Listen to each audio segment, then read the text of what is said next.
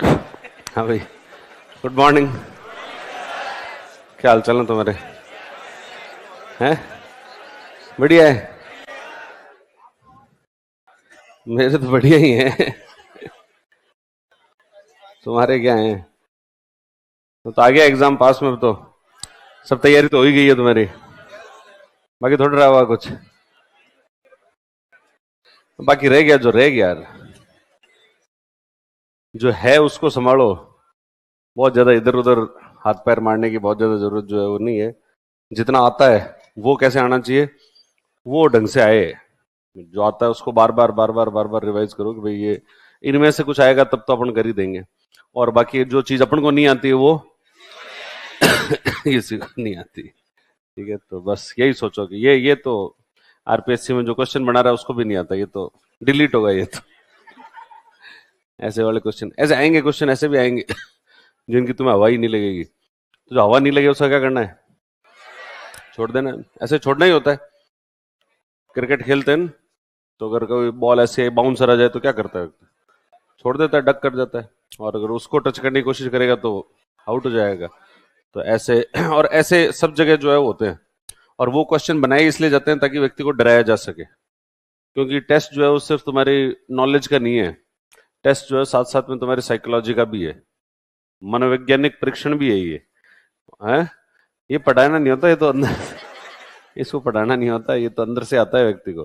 तो साइकोलॉजी के अंदर जो है वो कि भाई तुमको डराया जाए, और डरने के बाद में तुम एक साथ बहुत सारे क्वेश्चन ऐसे मार दिए जाएं जिन क्वेश्चंस को तुम्हें बिल्कुल हवा ही नहीं लग रही है, तो तुम उससे डर जाते हो कि क्या करते हो। या फिर एक साथ बहुत सारे इजी इजी क्वेश्चन दे जाए तो उससे क्या ऐसे फूल जाते हो बहुत ज्यादा, क्या बस 10 क्वेश्चन कर दिया तो बस हो गया, अब तो बस हो ही गया, अब तो कहाँ एडमिशन कहाँ लेना है, पोस्टिंग कहाँ लूँ, और उसके बारे में विचार करने लग जाओ तो भी गड़बड़ है। ठीक है, चलो तो इकोनॉमी पढ़ेंगे अपना ना पहले तो इकोनॉमी में अपना ऐसा करते हैं। सबसे पहले तो देखो, इकोनॉमी का सबसे बड़ा जो चैप्टर है वो तो है बैंकिंग। तो एक बार बैंकिंग को तो रखते हैं साइड में। ठीक है, और उसके अलावा जो है उसको कर लेते हैं। क्योंकि उसके अलावा वाले बैंकिंग को छोड़कर बाकी वाला कर लोगे तो एकदम से कॉन्फिडेंस बढ़ जाएगा कि इसका मतलब अपन को आता है। नहीं तो वो क्या है कि वो एक ही चैप्टर में उलझ के रह जाओगे कि भाई ये इससे बाहर ही नहीं निकल पा रहे हैं, इस जीवन में निकल पाएंगे कि नहीं निकल पाएंगे। तो ऐसा ना रहे, तो इसलिए अपन सीधे जो आ जाते हैं कौन से ऊपर, बैंकिंग के बाद में कौन सा चैप्टर था? शेयर बाजार है। हाँ, तो शेयर मार्केट पर जो है वो आ जाओ। वित्त बाजार, फाइनेंस मार्केट। वैसे तुमने पढ़ा हुआ है सब कुछ। हम्म। फाइनेंस मार्केट होता क्या है? एक ऐसा मार्केट होता है जहां पर पैसों का लेन देन होता है। एक ऐसा बाजार जहां पर पैसों का लेन देन होता है उसको अपन बोलते हैं फाइनेंस मार्केट। और वहां पर पैसों का लेन देन करने के लिए कौन कौन आता है? एक तो व्यवसाय आएगा, बिजनेस आएगा, और दूसरा निवेशक जो है, निवेशक आते हैं।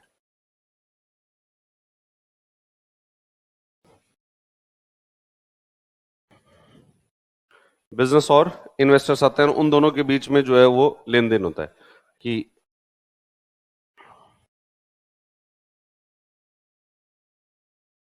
ये फाइनेंस मार्केट, इस तरफ से तो आएंगे इन्वेस्टर, और इधर पैसे लेने के लिए आएगा बिजनेस। बिजनेस तो आता है किसकी व्यवस्था करने के लिए? कैपिटल। कोई भी बिजनेस चलाने के लिए पैसों की जरूरत होती है, और जो जितने पैसों की जरूरत होती है उसको बोलते हैं अपन कैपिटल। ये जो कैपिटल होती है वो वैसे दो प्रकार की होती है। ठीक है, एक तो होती है वर्किंग कैपिटल, और एक होती है फिक्स्ड कैपिटल। एक तो कौन सी कैपिटल है? वर्किंग कैपिटल, और दूसरी फिक्स्ड कैपिटल। वर्किंग कैपिटल का मतलब क्या होता है? बिजनेस को चलाने के लिए जो पैसे चाहिए। और फिक्स कैपिटल का मतलब शुरुआत में, जैसे अगर कोई भी बिजनेस लगाते हैं तो बिजनेस लगाने के लिए मान लो अपन को जमीन खरीदनी है, अपन को उसके लिए मशीनरी खरीदनी है, और कोई दूसरी चीजें खरीदनी, कोई बिल्डिंग बनानी है, इसके लिए जो पैसा लगता है इसको तो क्या बोलते हैं? Fix capital. ये तो फिक्स कैपिटल। और फिक्स कैपिटल के बाद में जो आपके एम्प्लॉय काम कर रहे हैं, कर्मचारी काम कर रहे हैं, उनकी तनख्वाहें देनी है, कोई रॉ मटेरियल खरीदना, उसके लिए पैसे चाहिए, ये जो पैसा होता है उसको क्या बोलते हैं? Working capital. तो दो प्रकार की कैपिटल होती है, एक तो वर्किंग कैपिटल और दूसरी फिक्स कैपिटल। इस कैपिटल की व्यवस्था करने के लिए कहां पर आते हैं? बिजनेस फाइनेंस मार्केट में। और दूसरे आते हैं कौन से? निवेशक। अब निवेशक जो निवेश कर सकते हैं वो कितने तरीके से कर सकते हैं? दो प्रकार से निवेश जो है वो किया जा सकता है। या तो ऋण के माध्यम से कर सकते हैं, या फिर हिस्सेदारी खरीद कर। हिस्सेदारी या स्वामित्व खरीद कर जो है वो निवेश किया जा सकता है कि पैसा दिया और उसके बदले में क्या मिला, स्वामित्व मिल गया, कंपनी के अंदर ओनरशिप मिल गई, या फिर कंपनी को आपने ऋण जो है वो ऋण दे दिया। और ये पूंजी की व्यवस्था भी कितने प्रकार से हो रही है, ये भी दो प्रकार से हो सकती है, या तो ऋण के माध्यम से, डेट के माध्यम से, या फिर शेयर्स, आपने शेयर्स जो है वो बेच दी। अगर किसी ने ऋण दिया है तो बदले में क्या मिलेगा उसको, ब्याज।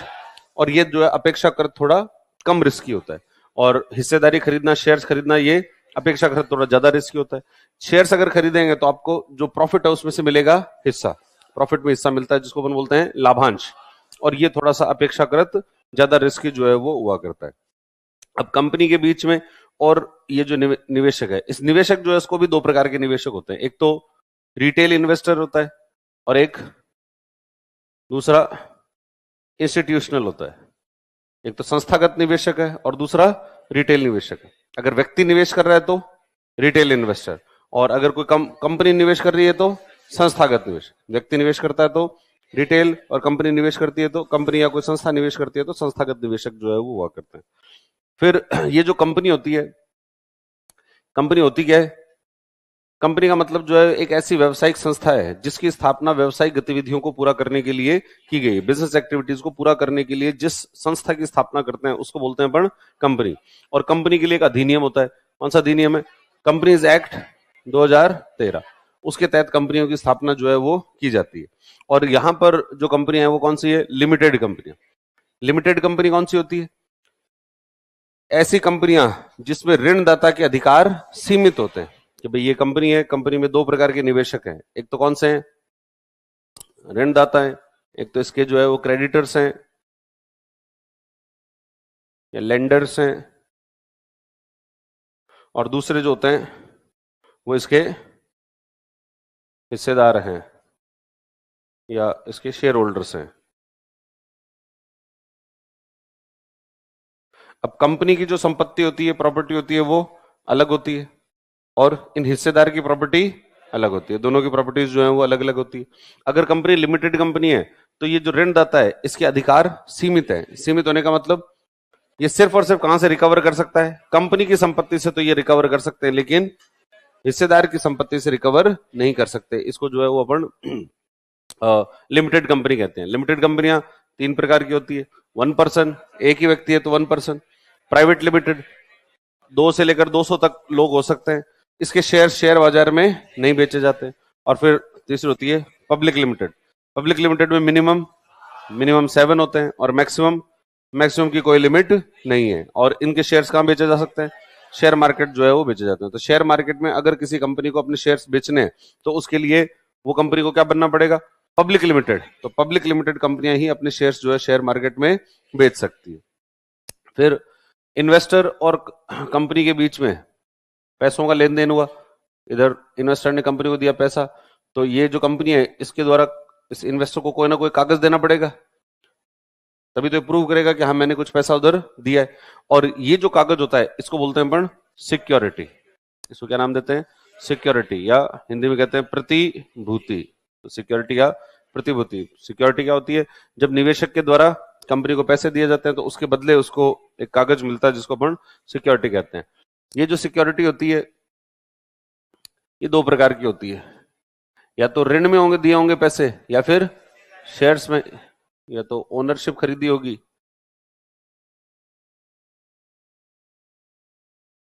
स्वामित्व खरीदा होगा, या फिर ऋण में पैसे दिए होंगे, डेट में पैसे दिए होंगे।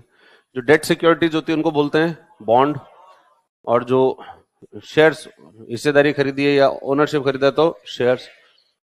ये जो बॉन्ड है ये कौन जारी कर सकता है, ये गवर्नमेंट भी जारी कर सकती है और कॉर्पोरेट सेक्टर भी जारी कर सकता है। ये शॉर्ट टर्म का भी हो सकता है और लॉन्ग टर्म का भी। अगर 1 साल से कम के लिए उधार दिया गया तब तो शॉर्ट टर्म, 1 साल से ज्यादा दिया गया लॉन्ग टर्म। कॉर्पोरेट वाला भी 2 प्रकार का हो सकता है, शॉर्ट टर्म और लॉन्ग टर्म। गवर्नमेंट का शॉर्ट टर्म का जो बॉन्ड होता है उसको क्या बोलते हैं, उसको बोलते हैं ट्रेजरी बिल। टी बिल जो है वो क्या करते हैं, तो ट्रेजरी बिल क्या है, तो गवर्नमेंट का शॉर्ट टर्म का बॉन्ड जो है वो हुआ करता है। और ट्रेजरी बिल कितने प्रकार के होते हैं, 3 प्रकार के होते हैं। कौन कौन से, एक तो होता है T91, T182 और T364। इससे पहले एक T14 भी हुआ करता था, ठीक है, उसको बंद कर दिया। लेकिन अब अभी वर्तमान में कितने हैं? T91, T182 और T364। और ये जो बॉन्ड है, ये जो ट्रेजरी बिल है, ये सिर्फ कौन जारी कर सकता है? केंद्र सरकार। केंद्र सरकार जारी कर सकती है, राज्य सरकार जारी नहीं कर सकती।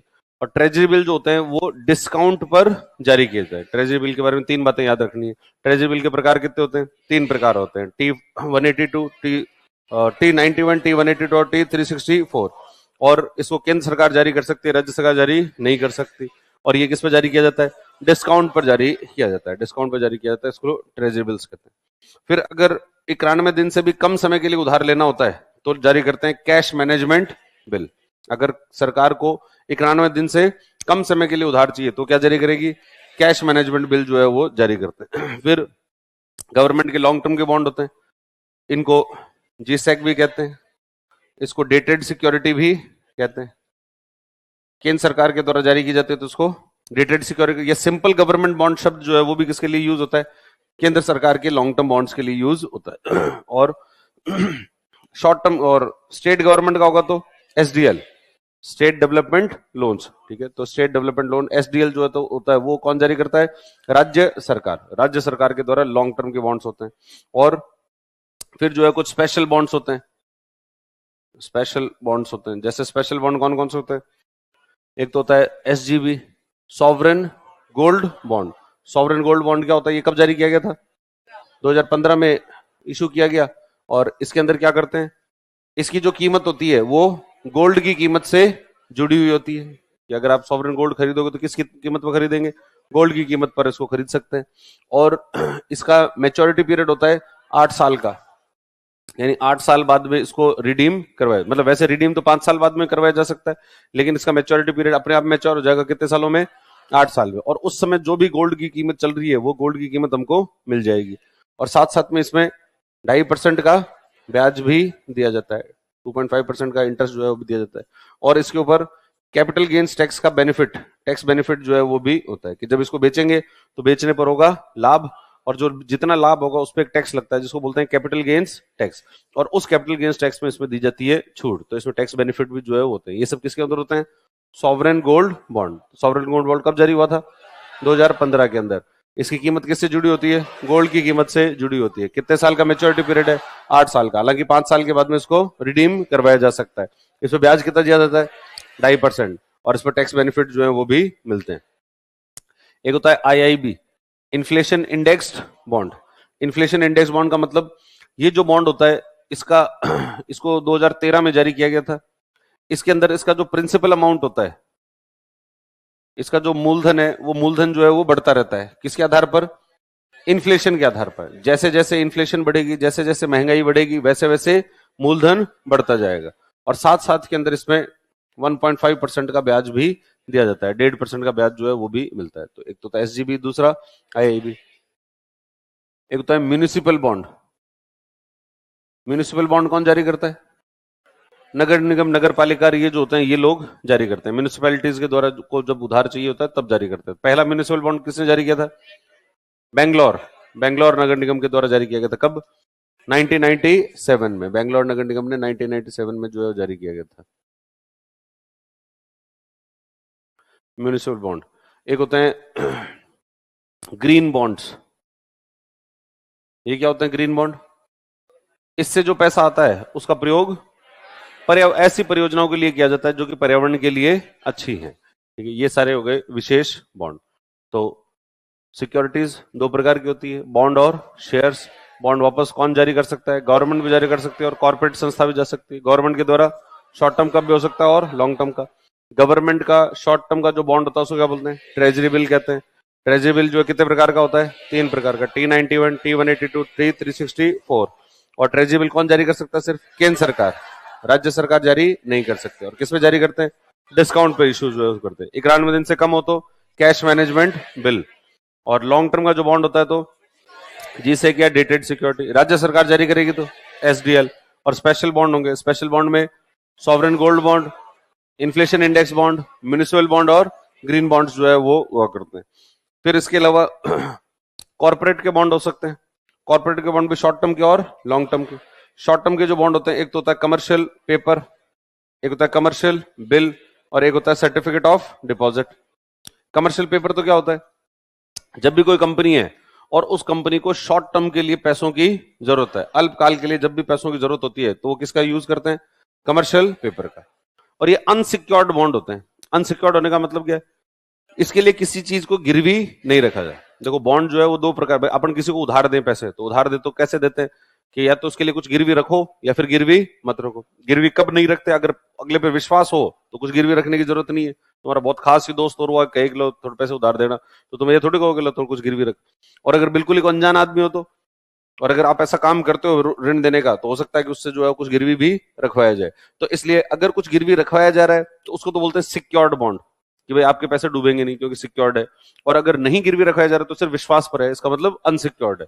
तो सिक्योर्ड बॉन्ड होते हैं और अनसिक्योर्ड। ये जो बॉन्ड है ये कैसे है, अनसिक्योर्ड है, मतलब इसमें किसी भी चीज को गिरवी नहीं रखवाया गया।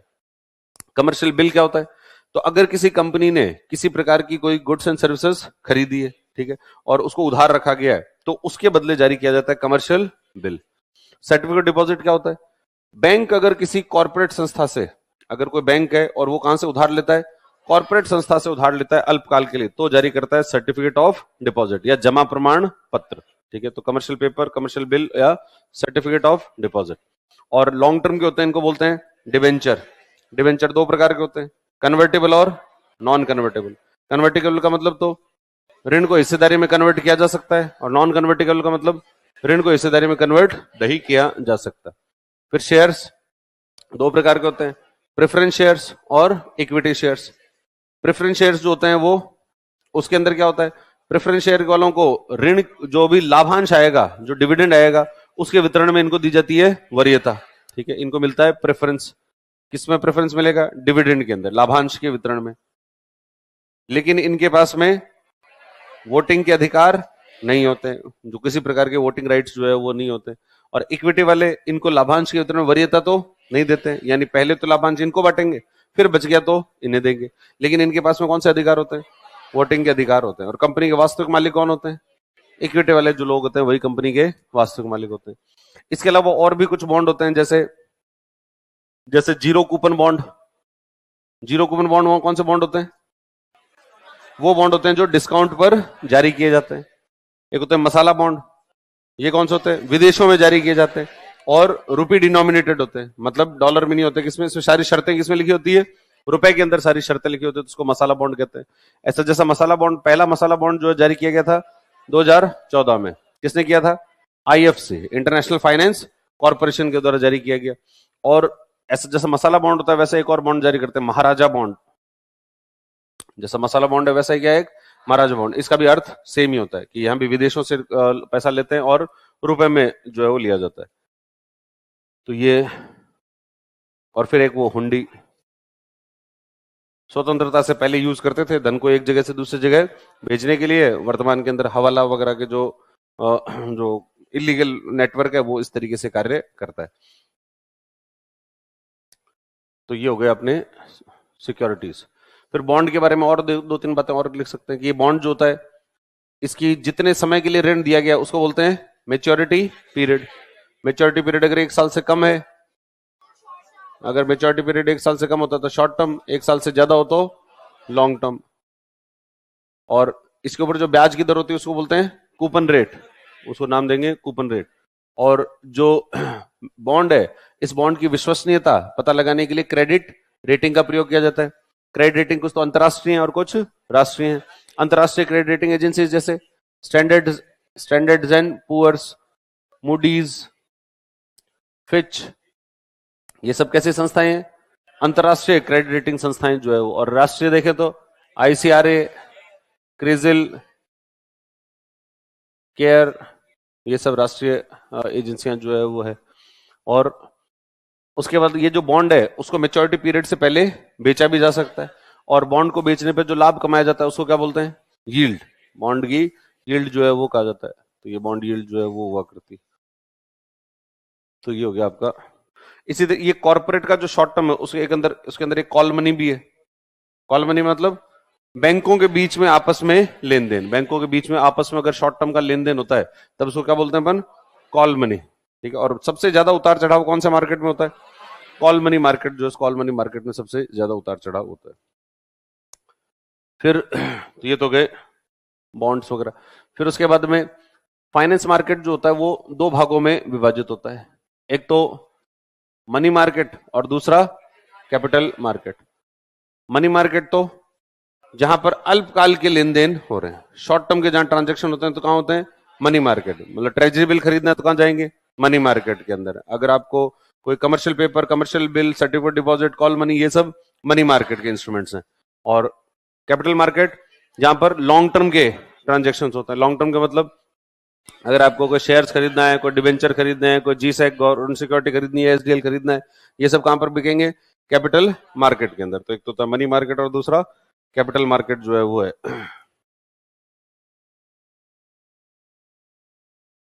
तो एक तो ये क्वेश्चन,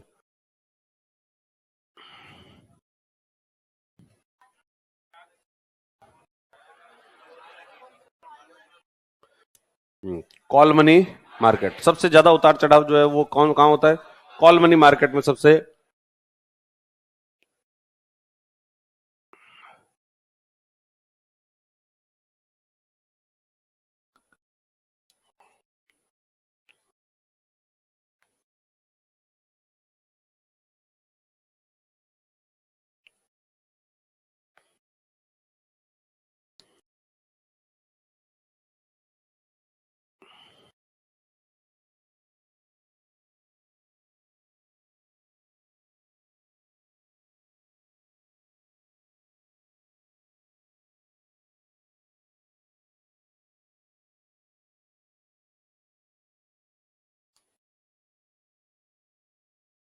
हम्म देखो, सरकारी बॉन्ड मार्केट, इसमें क्या पूछा है, पूंजी बाजार में कितने शेयर। पूंजी बाजार कौन सा होता है, वो बाजार जहां पर लॉन्ग टर्म के ट्रांजेक्शन जो है वो होते हैं।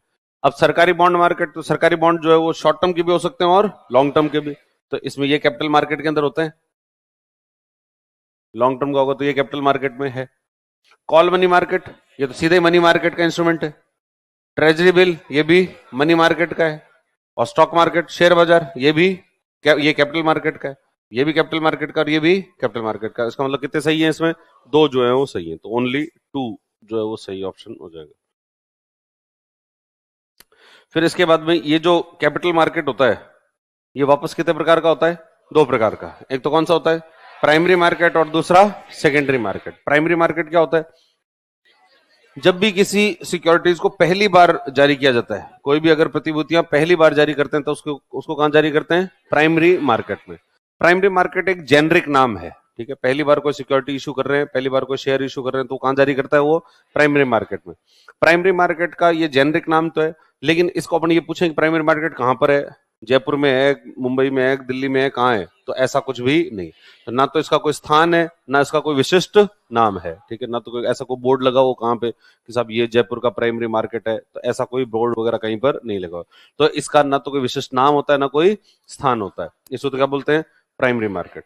और ऐसी सिक्योरिटीज जो पहले से प्राइमरी मार्केट में जारी हो चुकी है उनका लेन देन होता है, ये कहां पर होता है, सेकेंडरी मार्केट के अंदर। तो एक तो प्राइमरी मार्केट होता है और दूसरा सेकेंडरी मार्केट। प्राइमरी मार्केट में कुछ अवधारणाएं जो है प्रयोग में ली जाती है, जैसे आईपीओ। आईपीओ क्या होता है, जब भी कोई कंपनी पहली बार अपने शेयर्स शेयर बाजार में जारी करती है तो उसके लिए क्या लेकर आती है, आईपीओ जो है वो आता है। तो सबसे पहले तो आएगा कौन सा, आईपीओ। जब भी कोई कंपनी पहली बार अपने शेयर शेयर बाजार में जारी कर रही है तो आईपीओ। एक बार शेयर बाजार में जारी कर लिया और उसके कुछ समय बाद में कुछ और जारी करे तो उसको बोलेंगे एफपीओ, ठीक है। तो आईपीओ और फिर FPO, follow on public offering. फिर उसके बाद में राइट इशू। राइट इशू का मतलब, अब आईपीओ तो हो चुका है, उसके बाद कंपनी अपने शेयर जारी कर रही है, लेकिन जो मौजूदा शेयर धारक है, एग्जिस्टिंग शेयर होल्डर्स है, सिर्फ वही उसके लिए आवेदन कर सकते हैं, बाकी लोग आवेदन नहीं कर सकते। तो इसको बोलते हैं अपन राइट इशू। फिर राइट इशू के बाद में बायबैक। बायबैक का क्या मतलब होता है, अगर कंपनी जो है वो शेयर्स वापस खरीद ले, अगर कंपनी शेयर्स वापस खरीद लेती है तो उसको क्या बोलते हैं अपन, बायबैक। और फिर शेयर मार्केट से जो भी पैसा कंपनी उठा रही है उसको बोलते हैं शेयर कैपिटल। उसको क्या नाम दिया जाता है, शेयर कैपिटल। और शेयर कैपिटल जो है वो मुख्य रूप से चार प्रकार का होता है। शेयर कैपिटल जो है वो मेनली कितने प्रकार का है, ये चार प्रकार का होता है। जो सबसे पहले तो कौन सा होता है, ऑथराइज कैपिटल। ऑथराइज कैपिटल का मतलब जितने के शेयर जारी करने की अनुमति दी गई है, कि आप कितने शेयर जो है वो इशू कर सकते हो। फिर एक होता है इशूड कैपिटल। इशूड कैपिटल का मतलब जितने के शेयर इशू किए गए, जितने के शेयर जो है जारी किए गए उसको बोलते हैं इशूड कैपिटल। सब्सक्राइब्ड कैपिटल का मतलब जितने के आवेदन प्राप्त हुए हैं। जब भी कंपनी आईपीओ लाएगी तो उसके लिए एक डेट बताएगी कि इस डेट से इस डेट के बीच में आईपीओ जो है सब्सक्रिप्शन के लिए ओपन होगा और लोग उसके लिए करेंगे सब्सक्राइब, और जो सब्सक्राइब करेंगे तो टोटल सब्सक्रिप्शन का कैपिटल कितना है, और उस जो सब्सक्राइब कैपिटल है उसको कहते हैं। अब ये सब्सक्राइब कैपिटल जो होती है, देखो ये इशूड कैपिटल इस ऑथराइज कैपिटल से इसके बराबर हो सकती है या इससे कम हो सकती है। इशूड कैपिटल ऑथराइज से ज्यादा नहीं हो सकती, मतलब जितना अनुमति दी गई है उससे आप ज्यादा नहीं कर सकते हो। सब्सक्राइब्ड कैपिटल जो होती है ये इस इशूड कैपिटल से ज्यादा भी हो सकती है, सब्सक्राइब्ड कैपिटल इशूड कैपिटल के बराबर भी हो सकती है, और सब्सक्राइब्ड कैपिटल जो है इशूड कैपिटल से कम भी हो सकती है। अगर ज्यादा हो जाती है तब तो कहते हैं ओवर सब्सक्राइब, बराबर हो जाती है तो कहते हैं फुल्ली सब्सक्राइब, कम हो गया तो कहते हैं अंडर सब्सक्राइब। ठीक है, तो या तो आईपीओ ओवर सब्सक्राइब होता है, या फुली सब्सक्राइब होता है, या अंडर सब्सक्राइब होता है। अब जितना भी हुआ उसके बाद में अंतिम रूप से कंपनी को जो पैसे मिलते हैं उसको क्या बोलते हैं, पेड अप कैपिटल। अंतिम रूप से कंपनी को जो भी भुगतान होता है, क्योंकि भाई एक तो सब्सक्रिप्शन आ जाएगा, सब्सक्रिप्शन आने के बाद में भाई अलग अलग लोगों के आवेदन आ गए, फिर एक डेट डिसाइड करते हैं, उस डेट को होती है एक लॉटरी, लॉटरी होती है, लॉटरी के माध्यम से शेयर्स को करते हैं आवंटित। आवंटित करने के बाद में जो भी शेयर्स के लिए जिन जिन लोगों ने अप्लाई किया था, जिन जिन को शेयर आवंटित हो गया, उनके अकाउंट में से पैसा कटता है, और वो पैसा अकाउंट से कट के कहां चला जाता है, कंपनी के अकाउंट में चला जाता है। तो कंपनी को अंतिम रूप से जो पैसा मिला उसको क्या बोलते हैं, पेड अप कैपिटल। तो ये होते हैं शेयर कैपिटल के प्रकार। अब आईपीओ जो है या तो ओवर सब्सक्राइब हो सकता है, या फिर फुली सब्सक्राइब हो सकता है, या अंडर सब्सक्राइब हो सकता है। अब चांस है कि आईपीओ क्या हो जाए, अंडर सब्सक्राइब हो, ऐसा रिस्क है। और यहां पर जो है वो अब ऐसा रिस्क होगा तो कंपनी का आईपीओ तो फेल हो जाएगा। अगर लोग जो है कंपनी बेचने तो गई थी अपने शेयर्स, लेकिन खरीदने के लिए कोई आए नहीं तो फेल हो सकता है। तो ये अंडर सब्सक्राइब ना हो इसके लिए करवाया जाता है एक इंश्योरेंस, और इस इंश्योरेंस को क्या बोलते हैं, अंडर राइटिंग। इसको बोलते हैं अंडर राइटिंग। तो अंडर राइटिंग में क्या करती है, कंपनी जो होती है किसी वित्तीय संस्था से, किसी फाइनेंशियल इंस्टीट्यूशन से संपर्क करती है, संपर्क करके उसको देती है एक फीस, ये पकड़ो पैसे, उसके बदले वित्तीय संस्था इस कंपनी को देती है एक गारंटी। क्या गारंटी देती है, कि आपको आईपीओ जो है पूर्ण रूप से सब्सक्राइब कर लिया जाएगा, और अगर ऐसा नहीं होता है तो जो भी बच गए शेयर्स वो कौन खरीदेगा, ये वित्तीय संस्था जो है वो खरीद लेगी। और फिर ये इसको आईपीओ को ओवर सब्सक्राइब करवाने की कोशिश भी करते हैं। तो ये निवेशकों को विश्वास दिलाते हैं कि भाई आप, ये जो कंपनी है बहुत अच्छी है, विश्वसनीय कंपनी है, इसका बिजनेस मॉडल बहुत अच्छा है, और आपको इस कंपनी में निवेश करना चाहिए। तो इस पूरी प्रोसेस को क्या बोलते हैं अपन, अंडर राइटिंग। अंडर राइटिंग, और इस वित्तीय संस्था को बोलते हैं अंडर राइटर। फिर इसमें एक और टर्म आती है बुक बिल्डिंग। तो बुक बिल्डिंग क्या होती है, जब भी कंपनी अपना आईपीओ लेकर आएगी तो सबसे पहले तो उसका एक मिनिमम प्राइस डिसाइड करेगी, और साथ साथ में एक मैक्सिमम प्राइस, कि लोग जब आवेदन करें तो किस प्राइस बैंड के बीच करें। तो एक तो मिनिमम प्राइस होती है और दूसरी मैक्सिमम प्राइस, इन दोनों के बीच में लोग जो है वो आवेदन करेंगे। अब ये जो मिनिमम प्राइस और मैक्सिमम प्राइस है इसका डिसीजन कैसे लेंगे, तो इसके लिए करते हैं एक लॉटरी, करते एक सर्वे करते हैं। ठीक है, जो भी बार बार जो निवेशक होते हैं उनसे एक सर्वे किया जाता है, सर्वे करके उसकी मिनिमम और मैक्सिमम प्राइस डिसाइड कर लेते हैं। फिर लोग करते हैं आवेदन, आवेदन करने के बाद एक जो डेट डिसाइड होती है उस दिन लेते हैं लॉटरी, और लॉटरी के माध्यम से कर देते हैं आवंटन।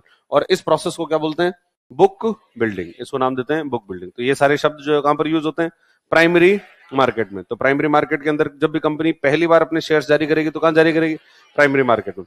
प्राइमरी मार्केट के अंदर कौन कौन से मुख्य शब्द हैं, सबसे पहला तो कौन सा होता है, आईपीओ। आईपीओ का मतलब जब भी कोई कंपनी पहली बार अपने शेयर जारी करेगी तो आईपीओ। दूसरा एफपीओ, आईपीओ जारी करने के कुछ समय बाद और शेयर जारी करती है तो एफपीओ। और राइट इशू, मतलब कंपनी आईपीओ जारी करने के बाद शेयर जारी कर रही है, लेकिन सिर्फ मौजूदा जो शेयर धारक है वही उसके लिए आवेदन कर सकते हैं। उसके बाद में बायबैक, बायबैक का मतलब कंपनी जो है वो शेयर्स को वापस खरीद ले तो बोलते हैं बायबैक।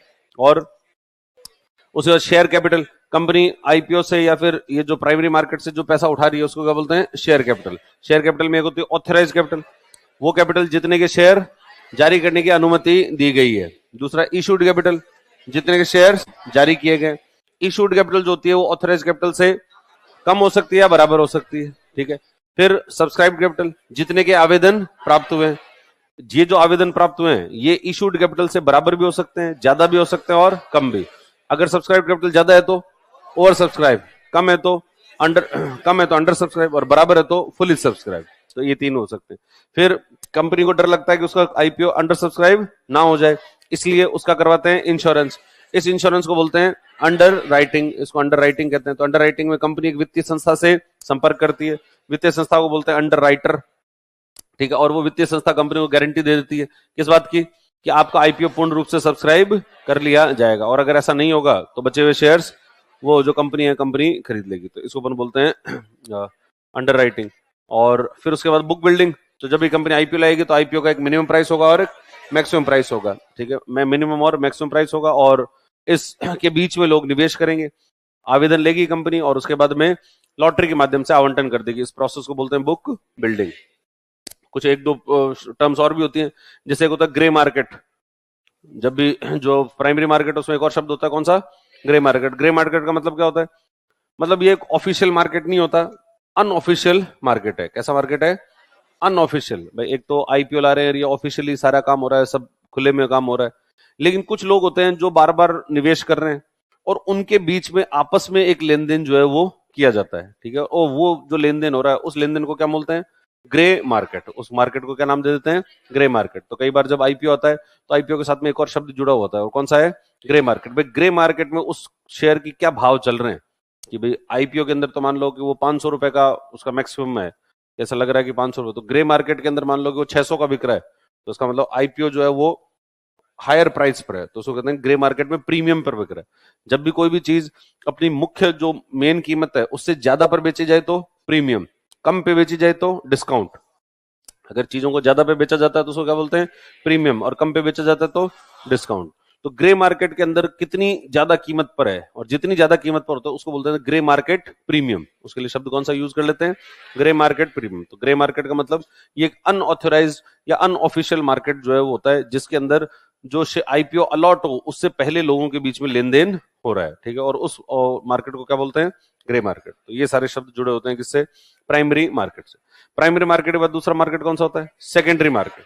सेकेंडरी मार्केट मतलब लोगों के बीच में, मतलब प्राइमरी मार्केट में तो सीधे कंपनी से खरीदा, अब जो पहले से जो सिक्योरिटी जारी हो चुकी है उनके बीच में लेन देन। जैसे एक तो अपन कोई कम कार खरीदे और वो कार अपन सीधे शोरूम से खरीदते हैं, शोरूम से खरीदते हैं तो प्राइमरी मार्केट है। लेकिन अब आपने खरीद ली, अब एक व्यक्ति है, जैसे मान लो मेरे पास में है, और मैं किसी और को बेच दूं, फिर वो किसी और को बेच दे, फिर वो किसी और को बेच दे, फिर वो किसी और को बेच दे, ये सारा ट्रांजेक्शन कैसा है, सेकेंडरी मार्केट। और सेकेंडरी मार्केट का नाम भी होता है और स्थान भी होता है। भारत में दो मुख्य सेकेंडरी मार्केट है, एक तो बीएसई और एनएसई, बॉम्बे स्टॉक एक्सचेंज और नेशनल स्टॉक एक्सचेंज। बीएसई की स्थापना कब हुई थी, 1875, 1875। और बीएसई जो है भारत का क्या, एशिया का सबसे पुराना स्टॉक एक्सचेंज जो है वो है, एशिया का सबसे पुराना स्टॉक एक्सचेंज बीएसई है। और अगर इसको देखा जाए कि मार्केट कैपिटल के आधार पर या टर्नओवर के आधार पर, ये तो भारत का दूसरा सबसे बड़ा स्टॉक एक्सचेंज है। वर्तमान में भारत का दूसरा सबसे बड़ा स्टॉक एक्सचेंज है वो है बीएसई। और बीएसई में ज्यादातर कौन से इन्वेस्टर्स हैं, रिटेल इन्वेस्टर। ज्यादातर कौन से निवेशक है, रिटेल मतलब व्यक्ति अगर निवेश करता है तो ज्यादा निवेश कहां करता है, बीएसई में। बीएसई का एक प्रमुख इंडेक्स है, कौन सा, सेंसेक्स। सेंसेक्स कितनी कंपनियों के बारे में बताता है, 30 बड़ी कंपनियों के बारे में बताता है सेंसेक्स। और फिर सेंसेक्स के अलावा, और सेंसेक्स की शुरुआत कब हुई थी, 1986 में, यानी 1986 के अंदर सेंसेक्स की वैल्यू थी 100। मतलब शुरुआत होने का, बेस ईयर होने का मतलब है जब इंडेक्स को क्या मान लिया जाता है, 100। तो इंडेक्स की वैल्यू को 100 माना गया था कब, 1986 में, 1986 में। फिर इसके अलावा कुछ अन्य सूचकांक भी हैं, जैसे बीएसई 100, बीएसई 200। बीएसई 100 कितनी कंपनियों के बारे में, 100, 200 में 200। फिर एक बैंक एक्स होता है, वो 12 बड़े बैंक जो होते हैं बैंकों के बारे में बताता है, ये होता है बीएसई। फिर होता है NSE, national stock exchange. NSE की स्थापना 1992 में, 1992 के अंदर की गई थी, और एनएसई का मुख्यालय भी मुंबई के अंदर ही है। और ये वर्तमान में भारत का सबसे बड़ा स्टॉक एक्सचेंज जो है वो है।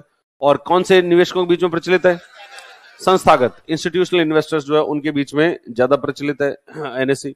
और भारत में इलेक्ट्रॉनिक ट्रेडिंग की शुरुआत सबसे पहले किसने की थी, एनएसई। एनएसई के द्वारा इलेक्ट्रॉनिक ट्रेडिंग जो है उसकी शुरुआत की गई। और एनएसई का मुख्य इंडेक्स है निफ्टी, और निफ्टी में कितनी कंपनियां हैं, 50 बड़ी कंपनियां जो है शामिल है वो है निफ्टी के अंदर। और वैसे निफ्टी की शुरुआत कब हुई थी, 1994 में, 1994 में जो है निफ्टी की शुरुआत हुई थी। और इसके अलावा कुछ अन्य इंडेक्स भी होते हैं, जैसे निफ्टी नेक्स्ट 50, निफ्टी नेक्स्ट 50 या जिसको जूनियर निफ्टी भी कहते हैं, इसमें 51 से 100 बड़ी कंपनियां जो है वो शामिल होती है जूनियर निफ्टी के अंदर। फिर निफ्टी 500 उसमें 500, ठीक है। तो इसमें तो सिंपल सी बात। एक बैंक की निफ्टी उसमें 12 बड़े बैंक, तो ऐसे सेक्टोरल जो है इंडेक्स वो भी हुआ करते हैं। फिर उसके बाद में आता है दुनिया का सबसे बड़ा stock exchange New York stock exchange, और वहां का इंडेक्स डाउ जोन्स, मुख्य इंडेक्स जो है वो डाउ जोन्स है। इसके अलावा S&P 500 भी वहां का एक मेन इंडेक्स जो है वो है। इसके अलावा भारत के अंदर इंफोसिस पहली कंपनी थी जिसने अपने शेयर्स कहां बेचे, नेस्डैक में बेचे थे। तो वहां NYSE के अलावा न्यूयॉर्क स्टॉक एक्सचेंज के अलावा एक और वो है स्टॉक मार्केट, वो कौन सा है, नेस्डैक।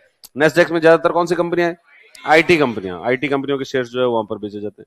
दुनिया का पहला स्टॉक एक्सचेंज नीदरलैंड्स में, क्या नाम था, Amsterdam stock exchange. Amsterdam stock exchange खोला गया, कहां पर खोला गया था, नीदरलैंड्स के अंदर जो है वो खोला गया। तो ये है कौन से, सेकेंडरी मार्केट। फिर सेकेंडरी मार्केट से जुड़ी हुई कुछ अवधारणाएं, क्या अवधारणाएं हैं, सबसे पहले सेकेंडरी मार्केट में लोग इन्वेस्ट करते हैं। तो इन्वेस्टर जो है वो दो प्रकार के होते हैं, एक तो अपने रिटेल और ये जो इंस्टीट्यूशनल है वो तो है ही, इसके अलावा किस ऑब्जेक्टिव से निवेश कर रहे हैं उसके आधार पर भी निवेशक दो प्रकार के होते हैं। एक तो होते हैं जो वास्तविक निवेशक होते हैं, रियल इन्वेस्टर्स। रियल इन्वेस्टर तो जो लॉन्ग टर्म के लिए इन्वेस्ट करते हैं, दीर्घकाल के लिए निवेश करते हैं, और ये पैसे कैसे कमाना चाहते हैं, लाभांश, डिविडेंड, जो डिविडेंड से पैसा कमाना चाहते हैं, उनको तो बोलते हैं रियल इन्वेस्टर। फिर एक होते हैं जो शॉर्ट टर्म के लिए निवेश करते हैं और जो शेयर की कीमतों में उतार चढ़ाव हो रहा है उससे धन कमाना चाहते हैं, उसको क्या बोलते हैं, सट्टेबाज, स्पेकुलेटर्स। स्पेकुलेटर्स दो प्रकार के होते हैं, बुल और बेयर। बुल का मतलब जो तेजड़ी है, जो तेजी लाना चाहते हैं, और बेयर का मतलब मंदड़ी है, मतलब जो मंदी लाना चाहते हैं, जो शेयर बाजार को नीचे ले जाना चाहते हैं, वो मंदड़ी है। तो एक तो बुल होते हैं और एक बेयर होते हैं। और एक प्राइमरी मार्केट के भी होते हैं, स्टैग, जो कि किसमें इन्वेस्ट करते हैं, आईपीओ वगैरह में निवेश करते हैं, उसको बोलते हैं अपन स्टैग इन्वेस्टर्स।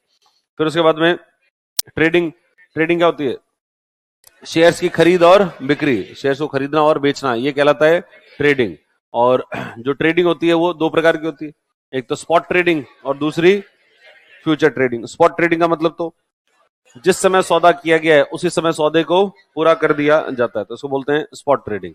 और ये जो स्पॉट ट्रेडिंग होती है इसमें T+1 का नियम काम करता है। कौन सा नियम है, T+1। T+1 का मतलब जो शेयर्स की डिलीवरी है वो कितने दिन में करनी होगी, एक दिन के अंदर। हालांकि अभी भविष्य में ऐसा प्लान है कि इसको T+0 कर दे, मतलब सेम डे डिलीवरी जो है वो हो जाए, लेकिन अभी तक नियम जो है वो कौन सा है, T+1 का जो है। पहले कौन सा होता था, T+2, पहले T+2 का नियम था, और अभी ये जो है T+1 का नियम है।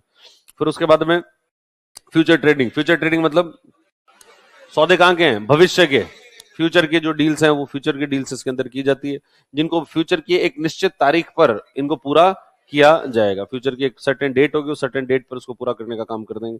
और फ्यूचर के अंदर जो है ऑप्शन होता है, फ्यूचर ऑप्शंस उसको कहते हैं कि आप चाहो तो डील को रद्द भी कर सकते हो, लेकिन रद्द करोगे तो जो आपने मार्जिन मनी या जो एडवांस पैसा दिया है वो आपको वापस नहीं लौटाया जाएगा, ठीक है। और ऑप्शंस दो प्रकार के होते हैं, एक तो पुल ऑप्शन और दूसरा, एक तो पुल और पुट, कॉल ऑप्शन और पुट ऑप्शन। एक तो ऑप्शन होता है कौन सा, कॉल ऑप्शन, और दूसरा कौन सा होता है, पुट ऑप्शन। तो जो F&O है फ्यूचर एंड ऑप्शन में, ऑप्शन कितने प्रकार के हैं, दो ऑप्शन, एक तो कौन सा होता है, कॉल ऑप्शन, और दूसरा पुट ऑप्शन। इसके बाद में शॉर्ट सेलिंग का क्या मतलब होता है, जो भी इन्वेस्टर होता है, जो भी निवेशक है या जो शॉर्ट सेल कर रहा है, उसके पास में शुरुआत में कोई शेयर्स नहीं होते, वो क्या करता है, ब्रोकर से शेयर्स उधार लेता है और उधार लेकर मार्केट में बेच देता है, मार्केट में बेचता है, और बहुत ज्यादा मार्केट में अगर शेयर्स बेचेगा तो शेयर्स की कीमतें कम होने लगेगी, और जब कम कीमत होती है तो कम कीमत पर फिर से खरीद लेता है, फिर से खरीद कर उसको ब्रोकर को लौटा देता है। तो जो मंदड़ी होते हैं, बेयर जो इन्वेस्टर्स होते हैं, वो इस तरीके से काम करते हैं, ठीक है। और अभी एक वो जो शॉर्ट सेलिंग फर्म है हिंडनबर्ग, बंद हो गई है, दुकान बंद कर दी इन्होंने हिंडनबर्ग वालों ने। तो ये हिंडनबर्ग नाम की एक शॉर्ट सेलिंग फर्म है, जो कहाँ की फर्म है, ये यूएसए की। और इसने अभी 1-2 साल पहले अडानी जो ग्रुप है, उस अडानी ग्रुप के शेयर्स को शॉर्ट किया था, मतलब उसकी शॉर्ट सेलिंग जो है, शॉर्ट सेलिंग की थी ताकि अडानी ग्रुप के जो शेयर्स हैं उसमें काफी ज्यादा गिर गए थे, ठीक है। लेकिन अभी ये दुकान क्या हो गई इनकी, बंद हो गई, मतलब इन्होंने अपना काम करना अब बंद कर दिया। डोनाल्ड ट्रंप आ गया वहां पे, तो अब इन्होंने अपना काम बंद कर दिया। तो ये हिंडनबर्ग का नाम भी याद रखना है इसके अंदर। फिर शॉर्ट सेलिंग के बाद एक और दूसरा तरीका होता है, वो है आर्बिट्रेज। आर्बिट्रेज का मतलब दो अलग अलग मार्केट है, दोनों में प्राइस अलग अलग है। एक मार्केट से खरीद लो, दूसरे में बेच दो। दो सब्जी मंडियां हैं, एक सब्जी मंडी में सब्जी जो है सस्ती मिल रही है, एक में महंगी मिल रही है। जहां से सस्ती मिल रही है वहां से खरीदो और महंगी वाले में बेच दो। ये क्या है? आर्बिट्रेज। तो शेयर मार्केट में भी ऐसा हो सकता है, एनएससी से खरीदा और बीएससी में बेच दिया, या बीएससी से खरीदा और एनएससी में बेच दिया। तो इसको, हाँ, रिस्की होते हैं ये सारे कार्य। तो शॉर्ट सेलिंग, फ्यूचर ऑप्शन, ये आपका आर्बिट्रेज, ये सब क्या है? बहुत रिस्की काम है। रिस्की काम है तो सामान्य आदमी जो है इसके अंदर काम नहीं करता। तो फिर कौन आता है? Mutual funds. तो म्यूचुअल फंड के माध्यम से भी इन्वेस्ट किया जा सकता है। म्यूचुअल फंड क्या होते हैं? तो इन्वेस्टर, छोटे निवेशक और शेयर बाजार, उन दोनों के बीच में मध्यस्थ होते हैं, उन दोनों के बीच में मीडिएटर के रूप में काम करते हैं म्यूचुअल फंड्स। तो इन्वेस्टर्स जो अपना पैसा किसको देते हैं? म्यूचुअल फंड को। म्यूचुअल फंड जो है वो, देखो, म्यूचुअल फंड शुरू करने वाली जो कंपनी होती है उसको बोलते हैं एएमसी। एएमसी क्या होती है? Asset management company. Mutual fund किसके द्वारा शुरू किया जाता है? एएमसी के द्वारा। एसेट मैनेजमेंट कंपनी जो है उसके द्वारा शुरू किया जाता है। और फिर इसको वो, ये कंपनी अपॉइंट करती है फंड मैनेजर्स को। फंड मैनेजर उस फंड को करते हैं मैनेज। मैनेज करने का मतलब इस पैसे को कहां लगाया जाए, तो वो अपनी विशेषज्ञता का प्रयोग करते हुए शेयर बाजार के अंदर या सिक्योरिटीज के अंदर पैसों को इन्वेस्ट किया करते हैं। वहां से फिर कमाते हैं रिटर्न्स, और ये रिटर्न्स कमा कर किसको देते हैं? इन्वेस्टर्स जो है इन्वेस्टर को देते हैं। और ये पूरी सेवा के लिए ये एएमसी जो है इनसे चार्ज करती है एक फीस, और इस फीस को क्या बोलते हैं? Expense ratio. इस फीस को क्या बोलते हैं? Expense ratio. एक्सपेंस रेशियो जो है चार्ज किया जाता है। किसके द्वारा चार्ज किया जाएगा? ये एएमसी जो है, एएमसी ये इसके लिए चार्ज करेगी। और जो इन्वेस्टर होता है उसके द्वारा म्यूचुअल फंड को के द्वारा अलॉट की जाती है यूनिट। इन्वेस्टर को क्या मिलती है इसके अंदर? यूनिट्स जो है, यूनिट मिलती है। और इस यूनिट की वर्तमान में वैल्यू क्या चल रही है, जब हम यूनिट जो खरीदते हैं तो उस यूनिट की वर्तमान में वैल्यू क्या चल रही है, उसको बोलते हैं म्यूचुअल फंड का नैव। नैव क्या होता है? Net asset value. Net asset value जो है वो नैव उसका होता है। फिर उसके बाद में भारत का जो पहला म्यूचुअल फंड था वो कौन सा था? UTI, unit trust of India. कब ओपन हुआ था ये? 1964 के अंदर, 1964 के अंदर जो है ओपन किया गया था। अब छोटे निवेशक अगर निवेश करेंगे तो म्यूचुअल फंड का प्रयोग करेंगे, लेकिन अगर कुछ संस्थाएं हैं उनके पास में पैसा, तो वो निवेश करने के लिए किसका यूज करते हैं? वो करते हैं वेंचर कैपिटल फंड। वो किसका यूज करते हैं? वेंचर कैपिटल फंड, जोखिम पूंजी निधि। तो वेंचर कैपिटल फंड के माध्यम से अलग अलग जो संस्थाएं होती है वो अपना पैसा देती है इन वेंचर कैपिटल फंड्स वालों को, और इनको भी चलाते हैं कौन? Fund manager. और ये लोग फिर इन्वेस्ट करते हैं। कहाँ इन्वेस्ट करेंगे? स्टार्टअप्स के अंदर। जो स्टार्टअप कंपनियां हैं उनके अंदर इन्वेस्ट करने का काम कौन करता है? Venture capital fund. Venture capital fund जो है उनके द्वारा निवेश करते हैं। फिर कुछ ऐसे लोग हैं जिनके पास में पैसे बहुत ज्यादा हैं, ऐसे लोगों को बोलते हैं अपन HNI, high net worth individual. High net worth individual या अल्ट्रा HNI, जिनके पास व्यक्ति है और उस व्यक्ति के पास में पैसे बहुत ज्यादा हैं, तो इनके पास में फिर इन्वेस्ट करने के लिए कौन आता है? Hedge fund. हेज, ये अपना पैसा कहाँ निवेश करते हैं? हेज फंड्स के अंदर। और हेज फंड्स फिर जो है वो ऐसी जगहों पर निवेश करते हैं जो कि बहुत ज्यादा रिस्की एरियाज हैं। बहुत ज्यादा रिस्की एरियाज है, जैसे हिंडनबर्ग है। तो हिंडनबर्ग वाले क्या करते हैं? शॉर्ट सेलिंग कर रहे हैं। तो शॉर्ट सेलिंग करने के लिए इतना रिस्क ले रहे हैं, तो रिस्क लेने के लिए पैसे कहां से आए? Hedge funds. कहां से आते हैं पैसे? Hedge funds. तो हेज फंड वाले उनको पैसे देते हैं और वो कहते हैं आप तो रिस्क लो, जितना ज्यादा रिस्क लिया जा सकता है उतना ले लो, क्योंकि रिस्क लेने में क्या होता है? नुकसान होगा। नुकसान कितना हो सकता है? 100%। नुकसान की एक लिमिट है 100%, लेकिन प्रॉफिट की कोई लिमिट नहीं है। प्रॉफिट जो है वो 1000 गुना भी हो सकता है, 10,000 गुना भी हो सकता है, 1 लाख गुना भी हो सकता है। तो प्रॉफिट तो कितना भी हो सकता है, और नुकसान की एक लिमिट है कि क्या होगा, ज्यादा से ज्यादा क्या होगा? सारे पैसे डूब जाएंगे बस। सारे पैसे डूब जाए, भले डूब जाए, लेकिन अगर फायदा हुआ तो वो बहुत ज्यादा होगा। तो अब इनके पास में जो इंडिविजुअली है, जिनके पास पैसे ज्यादा हैं, तो उनके पास वो रिस्क टेकिंग एबिलिटी ज्यादा है। वो रिस्क जो है वो बड़ी रिस्क ले सकते हैं, तो इसलिए वो लोग कहाँ निवेश करते हैं? हेज फंड्स जो है, हेज फंड्स के अंदर इन्वेस्ट किया करते हैं। फिर कुछ ऐसे लोग जिनको कोई पैसे नहीं दे रहा है। देखो इस क्वेश्चन को, देखो।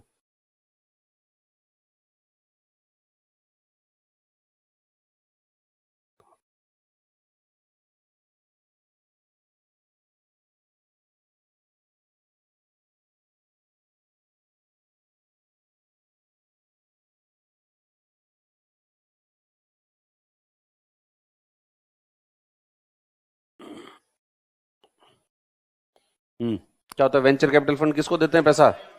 स्टार्टअप वगैरह में करते हैं ना इन्वेस्ट। तो नए उद्यमियों को उपलब्ध कराई गई दीर्घकालीन प्रारंभिक पूंजी, ठीक है, long term startup capital provided to new entrepreneurs, इनको क्या बोलते हैं, वेंचर कैपिटल। तो वेंचर कैपिटल फंड्स जो होते हैं वो वीसी फंड्स इसको इन्वेस्ट इनमें निवेश करते हैं। फिर एंजल इन्वेस्टर्स क्या होते हैं, जो किसी व्यक्ति की प्रतिभा या उसके टैलेंट या उसका जो आइडिया होता है उस पर विश्वास करके निवेश करते हैं, उसको क्या बोलते हैं अपन, एंजल इन्वेस्टर्स जो है वो एंजल इन्वेस्टर्स कहा जाता है। और हाँ, एप्पल के अंदर जो है वो माइक मार्कुला का जो निवेश था वो एंजल इन्वेस्टर्स था। फिर एक होते हैं पी नोट्स, पार्टिसिपेटरी नोट्स। ये क्या होते हैं, अगर कोई विदेशी निवेशक है वो भारतीय शेयर बाजार में निवेश तो करना चाहता है लेकिन उसमें रजिस्ट्रेशन करवाना नहीं चाहता, तो वो किसका प्रयोग कर सकता है, पी नोट्स। कौन जारी करेगा इस पी नोट्स को, विदेशी संस्थागत निवेशक। ये विदेश के अंदर कुछ फॉरेन इंस्टीट्यूशनल इन्वेस्टर्स हैं जो पहले से इंडियन शेयर मार्केट के अंदर इंडिया में रजिस्टर्ड है, ठीक है। अब ये कोई व्यक्ति है, ये भारतीय शेयर बाजार में निवेश तो करना चाहता है लेकिन उसे रजिस्ट्रेशन करवाना नहीं चाहता, तो ये किसके पास जाएगा, इनके पास, और इनको कहेगा कि आप तो पहले से रजिस्टर्ड हो, तो ये आप मुझसे पैसे ले लो और मुझे इसके बदले एक जो है वो कागज दे दो, और इस कागज को क्या बोलेंगे, पी नोट्स। और ये जो संस्था होगी ये इस पैसे से इस मार्केट के अंदर जाकर खरीद लेगी शेयर, और इस शेयर की कीमत किससे जुड़ी होगी, इस पी नोट्स जो है उस पी नोट से जुड़ी होगी, ठीक है। और फिर इस पी नोट्स को बेचा भी जा सकता है, वो किसी और को बेच देगा, वो किसी और को बेच देगा, वो किसी और को बेच देगा, वो किसी और को बेच देगा। और कुछ समय पहले इसमें ऐसा डाउट था कि इसके माध्यम से भारतीय शेयर बाजार में बड़ी मात्रा में ब्लैक मनी और जो क्रिमिनल मनी है उसको इन्वेस्ट किया जा रहा है। उसके बाद में सेबी ने अपने नियम जो है वो बना दिए कठोर, मतलब अब ये जो एफआईआई है जो ट्रैक करना पड़ता है कि ये कहां कहां बेचा गया है, और ये सारी सूचनाएं किसको देनी पड़ेगी, भारत के अंदर से भी कोई सारी सूचनाएं जो है देनी पड़ती है ताकि पता लग सके कि कहीं कोई सस्पिशियस ट्रांजैक्शन तो इसमें नहीं हो गया। तो ये होते हैं पी नोट्स। ये देखो एक बार इस पे कुछ पी नोट्स पे क्वेश्चन आया हुआ है।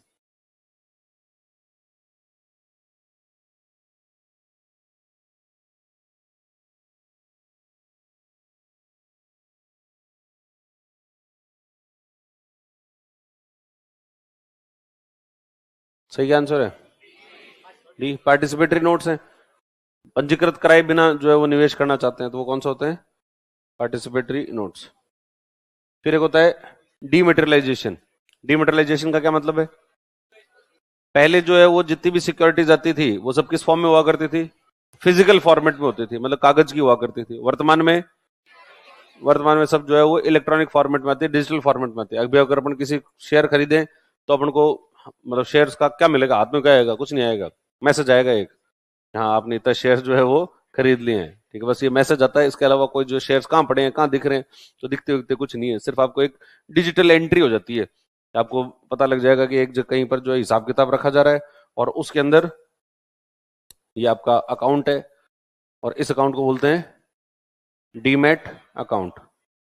और इस डीमैट अकाउंट में क्या हो जाएगी, एक एंट्री हो जाएगी, यहाँ इस आदमी के पास में ये 500 शेयर्स हैं, किस कंपनी के हैं, सब रिलायंस कंपनी के हैं, कब खरीदे थे, इस तारीख को खरीदे थे, डेट है। फिर अब जब हम बेचेंगे तो यहाँ से एक एंट्री वापस अपडेट हो जाएगी, जैसे अगर मान लो आपने 100 शेयर बेच दिए तो 100 शेयर बेच तो या वापस अपडेट हो जाएगी, भाई इसमें से -100 हो गए, किस कंपनी के, रिलायंस के, किस डेट को, इस डेट को, तो अब कितने बचे, तो अब बचे सब 400। तो ये सब क्या हो रहा है, एक हिसाब किताब रखा जा रहा है। बाकी वाकई में कोई कागज है क्या, तो वाकई में कोई कागज अब नहीं होता। तो इसको ये जो प्रोसेस होती है इसको बोलते हैं डीमेटेरियलाइजेशन। और ये ऐसा अकाउंट जिसके अंदर इन शेयर्स को स्टोर किया जा रहा है, यानी ये सब एंट्री वगैरह रखी जा रही है, इस अकाउंट को क्या बोलते हैं, डीमैट अकाउंट।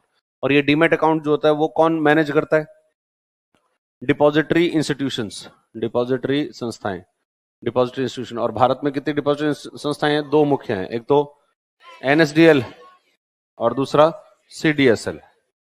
एनएसडीएल की स्थापना तो हुई थी 1996 में, किसने की थी, एनएसई ने।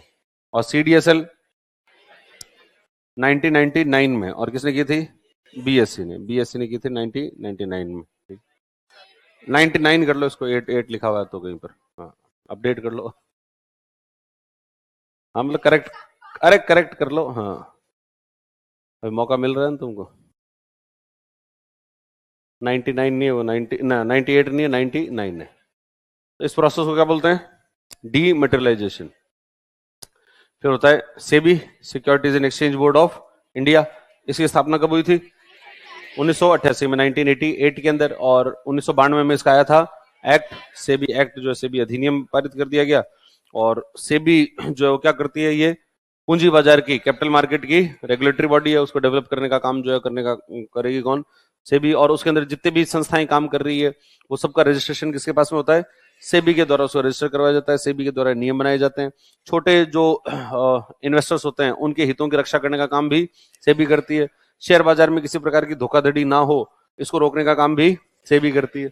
सेबी का एक अध्यक्ष होता है, कौन अभी वर्तमान में, माधवीपुरी बुच। और सेबी अध्यक्ष का कार्यकाल कितना होता है, 3 साल से लेके 5 साल तक हो सकता है। मतलब वैसे तो कितना कार्यकाल होता है, 3 साल, लेकिन सरकार चाहे तो उसको बढ़ा भी सकती है, और बढ़ाकर कितना कर सकती है, मैक्सिमम 5 साल तक जो है वो कर सकती है। और माधवीपुरी बुच जो है वो पहली महिला जो है वो है, ठीक है। और पहले पहले की तो खैर इतना इंपॉर्टेंट नहीं है, लेकिन फिर भी अगर लिखो तो लिख लो SR दवे, पहले जो थे सेबी के फर्स्ट अध्यक्ष कौन थे, SR दवे। सेबी के पहले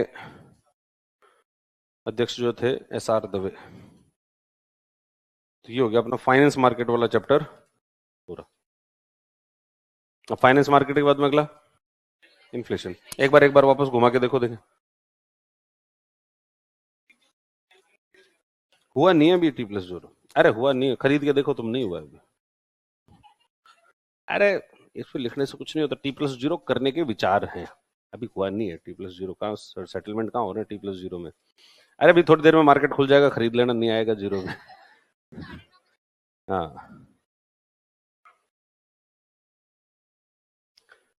T+1 ही आएगा सेटलमेंट।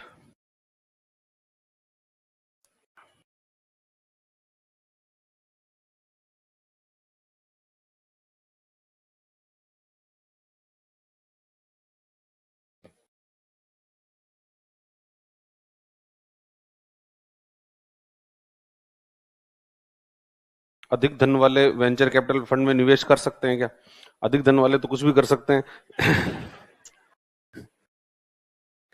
व्यक्ति जो होता है ना, इंडिविजुअल इन्वेस्टर होता है, वो हेज फंड में डालता है। अधिक धन तो है, लेकिन कैसा है, इंडिविजुअल के व्यक्ति के पास है तो हेज फंड में। और संस्थाएं होती है तो वो जनरली किसमें इन्वेस्ट करती है, वो इनमें वेंचर कैपिटल में कर सकते हैं। लेकिन अगर कोई व्यक्ति भी वेंचर कैपिटल में करना चाहे तो ऐसी कोई नहीं है कि भाई नहीं, उसको नहीं करने देंगे। बिना धन वाले तो अपने आप में निवेश करो।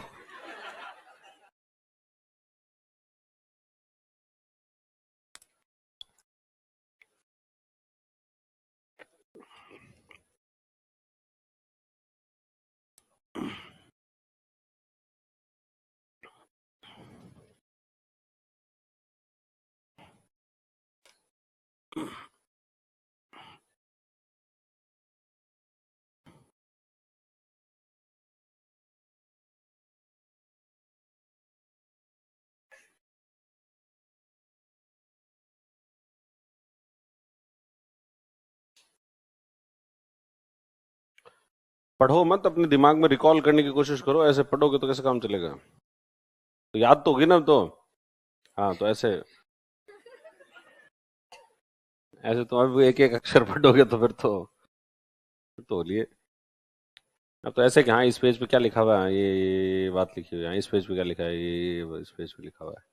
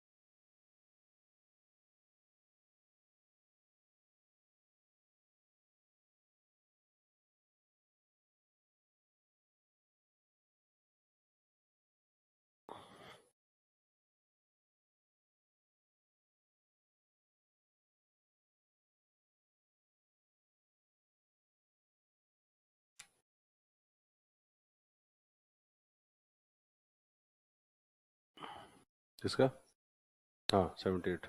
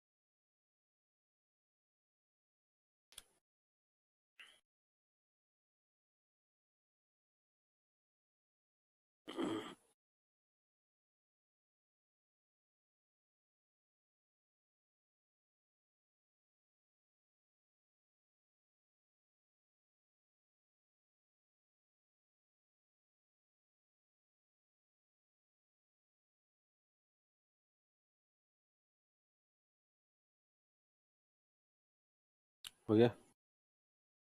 चलो, तो ये तो गया फाइनेंस मार्केट। फाइनेंस मार्केट में दूसरा वादा है इन्फ्लेशन।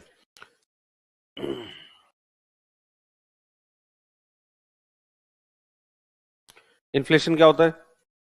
दो मीनिंग है इन्फ्लेशन के। एक तो वस्तु और सेवाओं की कीमतों का बढ़ना, और साथ साथ में मुद्रा का मूल्य कम हो जाना। मुद्रा का मूल्य कम होना मतलब मुद्रा की क्रय शक्ति, जो परचेजिंग पावर है, वो क्या हो जाती है? वो कम होती है। इन्फ्लेशन के कारण वस्तु और सेवाओं की कीमतें तो बढ़ जाती है और मुद्रा की क्रय शक्ति कम हो जाती है। मुद्रा की क्रय शक्ति का मतलब क्या है? कि ये जो पैसे हैं, इसके अंदर कितनी वस्तु और सेवाएं खरीदी जा सकती है, कितनी गुड्स एंड सर्विस आप खरीद सकते हो।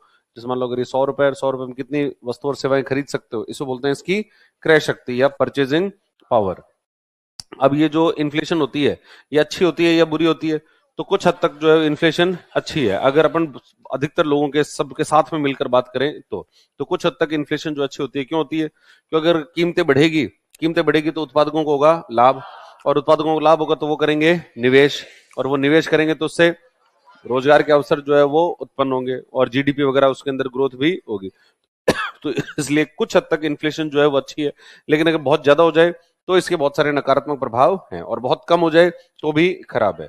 यानी इकोनॉमिक ग्रोथ को बनाए रखने के लिए, आर्थिक समृद्धि को बनाए रखने के लिए कुछ मात्रा में इन्फ्लेशन जो है क्या होती है? वो जरूरी होती है। और इन्फ्लेशन के बीच में और बेरोजगारी के बीच में एक नकारात्मक संबंध होता है, और ये संबंध एक कर्व से दिखाया जाता है, जिस कर्व को बोलते हैं अपन फिलिप्स कर्व। तो फिलिप्स कर्व जो है संबंध बताता है किसके बीच में संबंध है? इन्फ्लेशन के बीच में और बेरोजगारी के दर के बीच में। कैसा संबंध है ये? नेगेटिव रिलेशन, कि इन्फ्लेशन बढ़ेगी तो बेरोजगारी की दर कम होगी, और इन्फ्लेशन कम होगी तो बेरोजगारी की दर बढ़ जाएगी। लेकिन ये जो संबंध है ये कुछ समय तक ही सत्य रहता है, हमेशा ये सत्य नहीं है। मतलब ऐसा नहीं है कि इन्फ्लेशन को बढ़ाते जाए और बेरोजगारी कम होते हो तो बिल्कुल ही जीरो हो जाएगी, ऐसा नहीं होगा। कुछ हद तक तो ये ऐसा संबंध दिखाई देगा ऑपोजिट, लेकिन उसके बाद में ये संबंध इस तरीके से दिखाई नहीं देता है। और ये बात किसने बताई है? फिलिप्स कर्व के माध्यम से, फिलिप्स वक्र के माध्यम से ये बात जो है वो बताएगी। फिर इन्फ्लेशन की जो गणना करते हैं, कैलकुलेशन करते हैं, तो वो कब करते हैं? हर महीने। और कीमतों की तुलना करते हैं तो वो पिछले वर्ष की कीमतें जो है उन पिछले वर्ष की कीमतों से तुलना करते हैं। तो पिछले वर्ष की उसी महीने पिछले वर्ष जो है कीमतें कितनी थी। जैसे अगर जनवरी 2024 में कीमतें कितनी थी, जनवरी 2025 में कीमतें, अगर जनवरी 2024 में 100 रुपए की कोई चीज थी और वो 110 की मिल रही है, तो इन्फ्लेशन कितनी हो गई? 10% इन्फ्लेशन जो होगी। और कोई चीज मतलब एक वस्तु नहीं है, वस्तु और सेवाओं का एक समूह है, एक गुड्स और सर्विसेज का एक ग्रुप है, और उसके माध्यम से ये इन्फ्लेशन जो है कैलकुलेट की जाती है।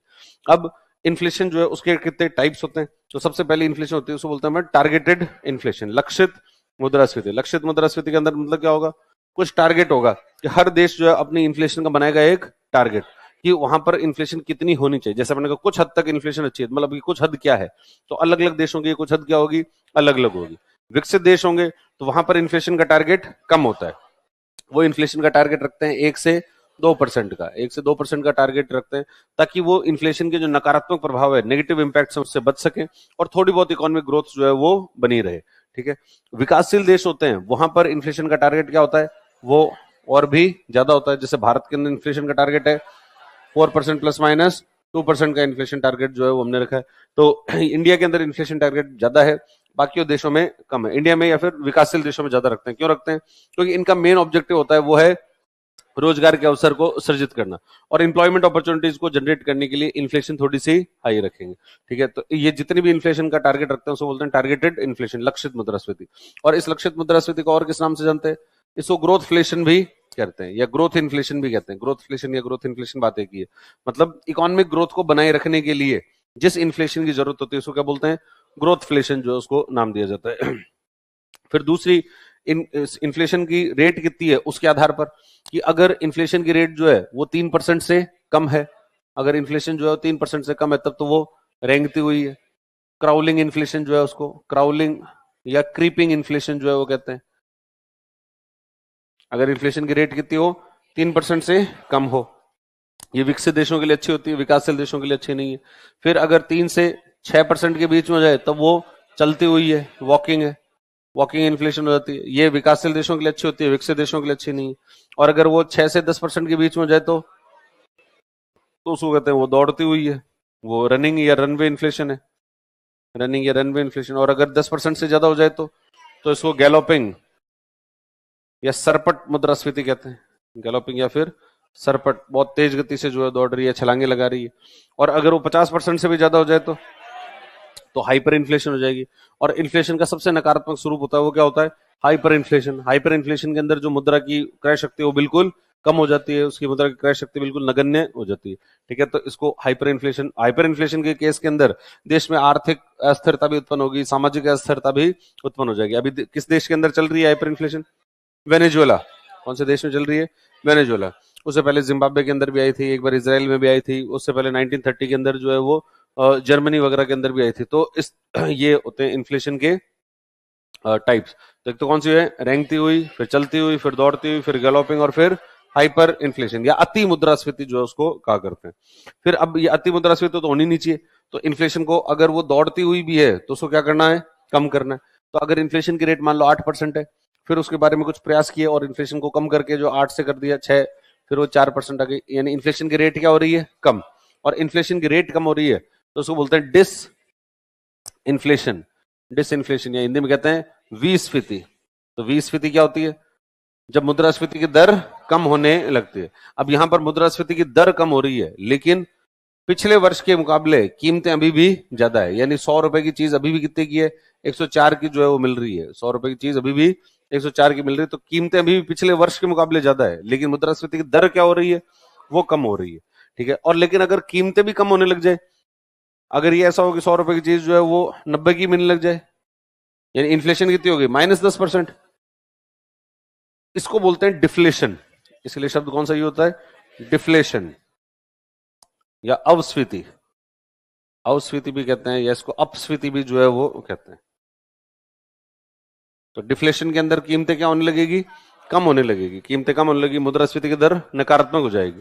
और मुद्रास्फीति की दर नकारात्मक हो जाए या कीमतें कम होने लग जाए तो जो उत्पादक होंगे उनको होगा नुकसान, और नुकसान होगा तो क्या करेंगे? धीरे धीरे अपने निवेश को कम कर देंगे, और निवेश को कम कर देंगे तो बेरोजगारी और बढ़ जाएगी। बेरोजगारी बढ़ जाएगी तो डिमांड और कम हो जाएगी। डिमांड कम होगी तो और ज्यादा लोगों को नुकसान होगा, कीमतें और ज्यादा कम होने लगेगी। इससे अर्थव्यवस्था चली जाएगी मंदी में, और अगर ये मंदी कुछ समय तक बनी रही तो महामंदी की सिचुएशन जो है वो सिचुएशन बन सकती है। ठीक है, जैसे 1929 में आया था ग्रेट डिप्रेशन। फिर एक विशेष परिस्थिति होती है जिसको बोलते हैं स्टैगफ्लेशन। स्टैगफ्लेशन जो है दो शब्दों से मिलकर बना है, स्टैग्नेशन और इन्फ्लेशन। और इसमें क्या होता है कि देश के अंदर जो जीडीपी है उसमें हो रही होती है कमी। देश के अंदर जो बेरोजगारी अनएम्प्लॉयमेंट है वो लगातार बढ़ रहा है, और साथ साथ में देश में इन्फ्लेशन जो है वो भी बढ़ी हुई है। तो high inflation, low GDP and high unemployment rate, इसको क्या बोलते हैं? इसको बोलते हैं स्टैगफ्लेशन। जब जैसे अभी वर्तमान में पाकिस्तान के अंदर ऐसी सिचुएशन जो है चल रही है, भारत में भी एग्जैक्ट अपन वहां पर तो नहीं आएंगे स्टैगफ्लेशन में, लेकिन ऐसे ट्रेंड्स जो है इंडिया में भी दिखने शुरू हुए हैं थोड़े बहुत। क्योंकि भारत के अंदर जीडीपी में अब धीरे धीरे क्या हो रही है?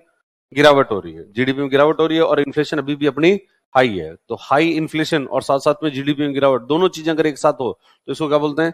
स्टैगफ्लेशन।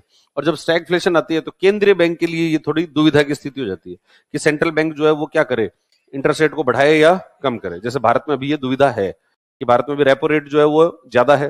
रेपो रेट जो है अभी 6.5% चल रही है, और हाई रेपो रेट के कारण काफी गड़बड़ हो रही है। आपकी रेपो रेट अगर ज्यादा होगी तो जो भी निवेशक होंगे उन निवेशकों के लिए उधार लेना महंगा है, और निवेशकों के लिए उधार लेना महंगा होगा तो फिर वो निवेश करेंगे नहीं, और निवेश नहीं करेंगे तो जीडीपी लगातार और कम होती जाएगी, और जीडीपी लगातार कम, और अगर अब तो जीडीपी गिरेगी तो फिर अनएम्प्लॉयमेंट बढ़ेगी, लोगों में अनरेस्ट जो है वो बढ़ेगा। तो इसको रास्ता क्या है? रास्ता है कि भाई रेपो रेट को कम करो, लेकिन जैसे आप रेपो रेट को कम करोगे तो इन्फ्लेशन जो है बढ़ जाएगी। तो इसलिए अब क्या करें इसमें कि इन्फ्लेशन और रेपो रेट इन दोनों के बीच में जो है वो कार्य करना, ये केंद्रीय बैंक के लिए क्या हो जाती है? बड़ी दुविधा की सिचुएशन जो होती है, उसको क्या करना चाहिए। तो ये अभी भारत में भी ऐसी सिचुएशन जो है वो चल रही है। फिर उसके बाद में स्टैगफ्लेशन के बाद में, लेकिन ये कभी कभी ऐसा होता है, हमेशा इस तरीके की सिचुएशन जो है वो नहीं होती। फिर इन्फ्लेशन का जो है वो कुछ और नाम भी होते हैं, जैसे एक तो होती है तिरछी मुद्रास्फीति। ये तिरछी स्क्यूड इन्फ्लेशन, ये क्या होती है? स्क्यू इन्फ्लेशन का क्या मतलब होता है? कुछ बाकी सबकी तो कीमतें जो है लगभग लगभग स्थिर है, लेकिन कुछ चीजों की कीमतें क्या है? बहुत ज्यादा है। जैसे भारत में भी ये स्क्यू इन्फ्लेशन जो है वो भी देखी जा रही है, क्योंकि इंडिया के अंदर हाई इन्फ्लेशन का मुख्य कारण है फूड इन्फ्लेशन। भारत में जो अगर हाई इन्फ्लेशन दिख रही है तो हाई इन्फ्लेशन किसके कारण दिख रही है? फूड इन्फ्लेशन के। खाद्य पदार्थ जो है वो है महंगे, और महंगे खाद्य पदार्थ क्यों होंगे महंगे खाद्य पदार्थ? सप्लाई साइड में समस्या है कि भाई उनके अंदर मौसम की वो परिवर्तनों की वजह से और जो जितनी आपूर्ति होनी चाहिए वैसे आपूर्ति नहीं हुई, इसलिए खाद्य इन्फ्लेशन जो है, फूड इन्फ्लेशन भारत के अंदर ज्यादा है। बाकी सब चीजों की इन्फ्लेशन देखें तो वो तो ठीक ठाक ही है, लेकिन हाई इन्फ्लेशन किसकी वजह से हो रही है? सिर्फ फूड की। तो यानी सारी इन्फ्लेशन किसकी तरफ झुकी हुई है? वो फूड की तरफ, खाद्य पदार्थों की तरफ। तो इस इन्फ्लेशन को क्या बोलते हैं अपन? तिरछी मुद्रास्फीति। फिर एक होती है श्रिंक इन्फ्लेशन। ये क्या होती है श्रिंक इन्फ्लेशन?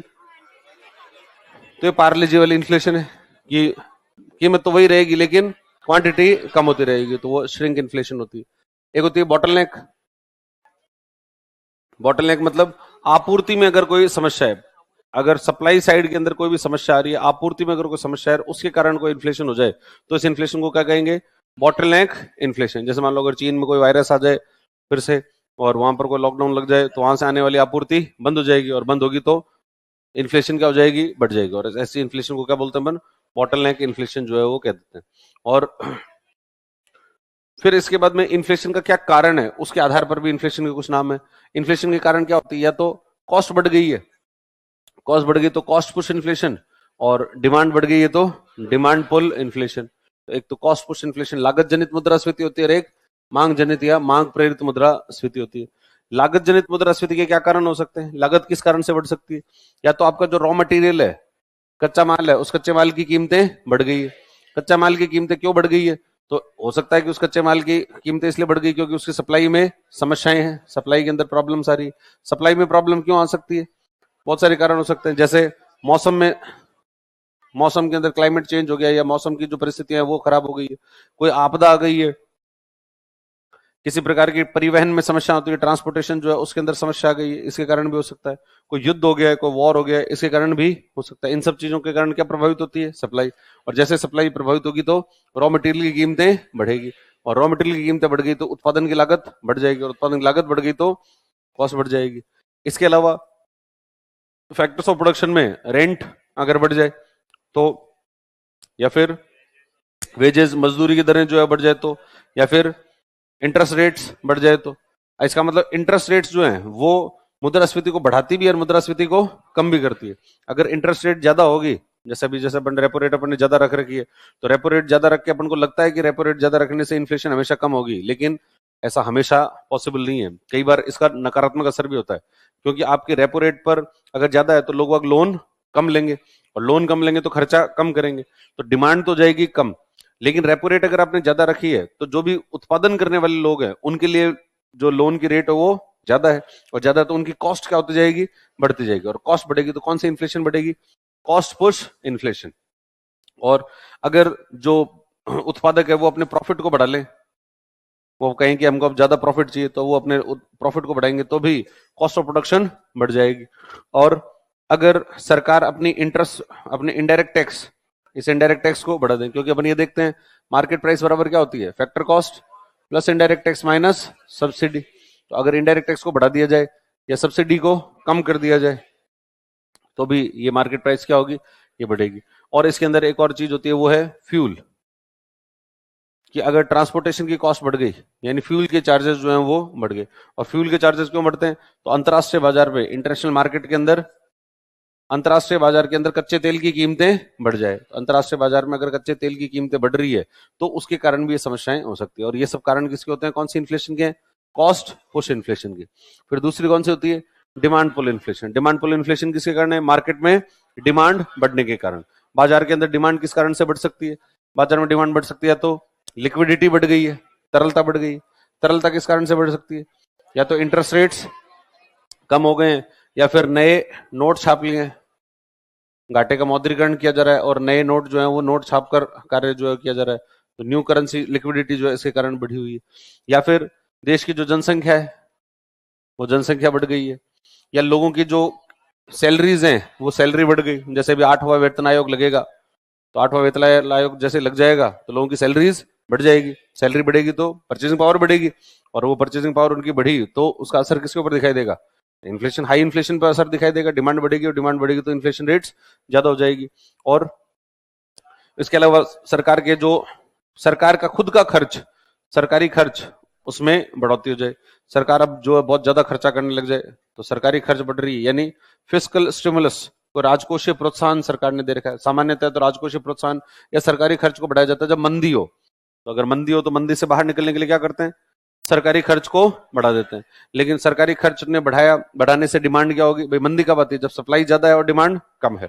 अब इस डिमांड को बढ़ाना है, डिमांड को बढ़ाने के लिए सरकार ने अपना खर्चा बढ़ा दिया। जैसे सरकार खर्चा बढ़ाएगी तो डिमांड धीरे धीरे बढ़ेगी। अब बढ़ रही है और सरकार अभी भी खर्चा करती जा रही है, खर्चा करती जा रही है, खर्चा डिमांड बढ़ गई है, लेकिन अभी भी खर्चा करती जा रही है, तो डिमांड और ज्यादा बढ़ती जाएगी और इससे इन्फ्लेशन जो है वो भी हाई इन्फ्लेशन हो जाएगी। और ये कौन सी इन्फ्लेशन है, डिमांड पुल इन्फ्लेशन। सरकार अगर अपने डायरेक्ट टैक्स को कम कर दे, डायरेक्ट टैक्स को अगर कम करेगी तो लोगों के हाथ में पैसा क्या बचेगा, ज्यादा, और लोगों के हाथ में पैसा ज्यादा बचेगा तो वो खर्चा भी ज्यादा करेंगे, खर्चा ज्यादा करेंगे तो डिमांड बढ़ जाएगी। या फिर बाजार के अंदर है ब्लैक मनी, मार्केट में काला धन है। काला धन मतलब लोग वक्त टैक्स दे ही नहीं रहे हैं, और नहीं देंगे तो लोगों के हाथ में पैसे ज्यादा रहेंगे, ज्यादा रहेंगे तो खर्चा ज्यादा करेंगे। और अगर देश में विदेशी फॉरेन इन्वेस्टमेंट जो है वो ज्यादा आ रहा है तो उसके कारण भी डिमांड पुल इन्फ्लेशन होती है। तो ये सब किसके कारण है, डिमांड पुल इन्फ्लेशन के। और ये है कॉस्ट पुश इन्फ्लेशन। फिर एक और इन्फ्लेशन होती है जिसको बोलते हैं कोर इन्फ्लेशन। कोर इन्फ्लेशन क्या होती है, तो मुख्य जो इन्फ्लेशन होती है इसमें से, मुख्य इन्फ्लेशन में से फूड और फ्यूल, इन दोनों को क्या कर देते हैं, माइनस कर देते हैं। फूड और फ्यूल की इन्फ्लेशन को माइनस कर देते हैं। ये जो मुख्य इन्फ्लेशन होती है इसको हेडलाइन इन्फ्लेशन भी कहते हैं। मुख्य इन्फ्लेशन को क्या बोलते हैं, हेडलाइन इन्फ्लेशन। मतलब जो मुख्य, देश की जो मुख्य इन्फ्लेशन है, यानी जिसको टारगेट किया जा रहा है या जो अखबारों की हेडलाइन बना रही है, उसको क्या बोल देते हैं, हेडलाइन इन्फ्लेशन भी कहा करते हैं। तो ये इन्फ्लेशन के प्रकार। क्वेश्चन करो देखिए।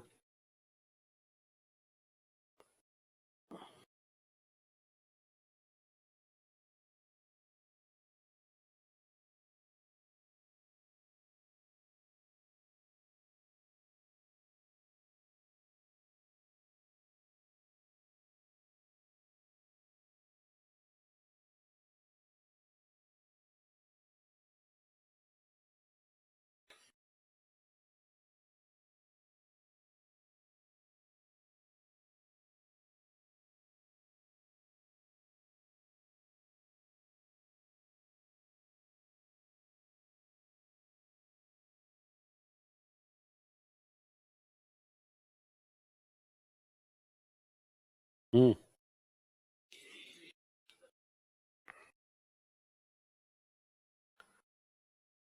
सी, सी कितने लोगों को लगता है, और डी, कुछ लोगों को डी भी लग रहा है, और बी, इनको बी भी लग रहा है, और ए वाले भी, और बाकियों को क्या लग रहा है। अपस्फीति का क्या मतलब होता है, मुद्रास्फीति की दर नकारात्मक हो जाए। तो नकारात्मक कब होगी, जब प्राइस लेवल क्या होंगे, गिरेंगे। अगर फॉल इन इंटरेस्ट रेट, अगर इन्फ्लेशन का फॉल होता हो तो डिसइन्फ्लेशन है।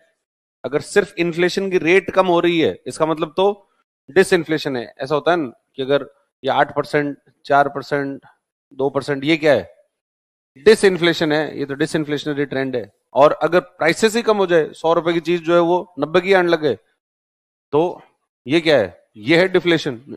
तो डिफ्लेशन का मतलब जब परसिस्टेंट क्या हो, प्राइस फॉल हो। तो माल और सेवा की सामान्य कीमत स्तर में आई सतत गिरावट है। और मंदी तो उसका परिणाम है, पहले डिफ्लेशन होगी, और अगर डिफ्लेशन बनी रहे तो क्या आएगी, तो मंदी आएगी। तो ये उसका अर्थ थोड़ी है, ये उसका परिणाम है। ठीक है, तो सही आंसर क्या है इसका, सी जो है इसका, सी इसका सही आंसर होगा।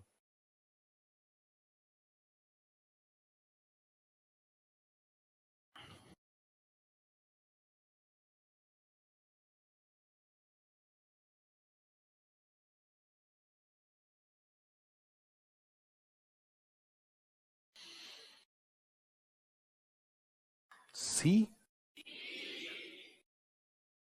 इन्फ्लेशन के साथ होती है ना इकोनॉमिक ग्रोथ। अरे स्टैगफ्लेशन के साथ कैसे हो सकती है, स्टैगफ्लेशन में तो जीडीपी कम होती है। तो ग्रोथ का मतलब तो जीडीपी क्या होनी चाहिए, बढ़नी चाहिए ना। और बढ़नी चाहिए तो भाई इसमें कहाँ होती है, इसमें तो सीधे मंदी की तरफ जा रहे हैं। ये तो स्टैगफ्लेशन में, इधर तो बर्बादी है। तो इन्फ्लेशन, कुछ मात्रा में इन्फ्लेशन जरूरी होती है, हैं? क्या कर रहा है, देश का बटा बटाएंगे।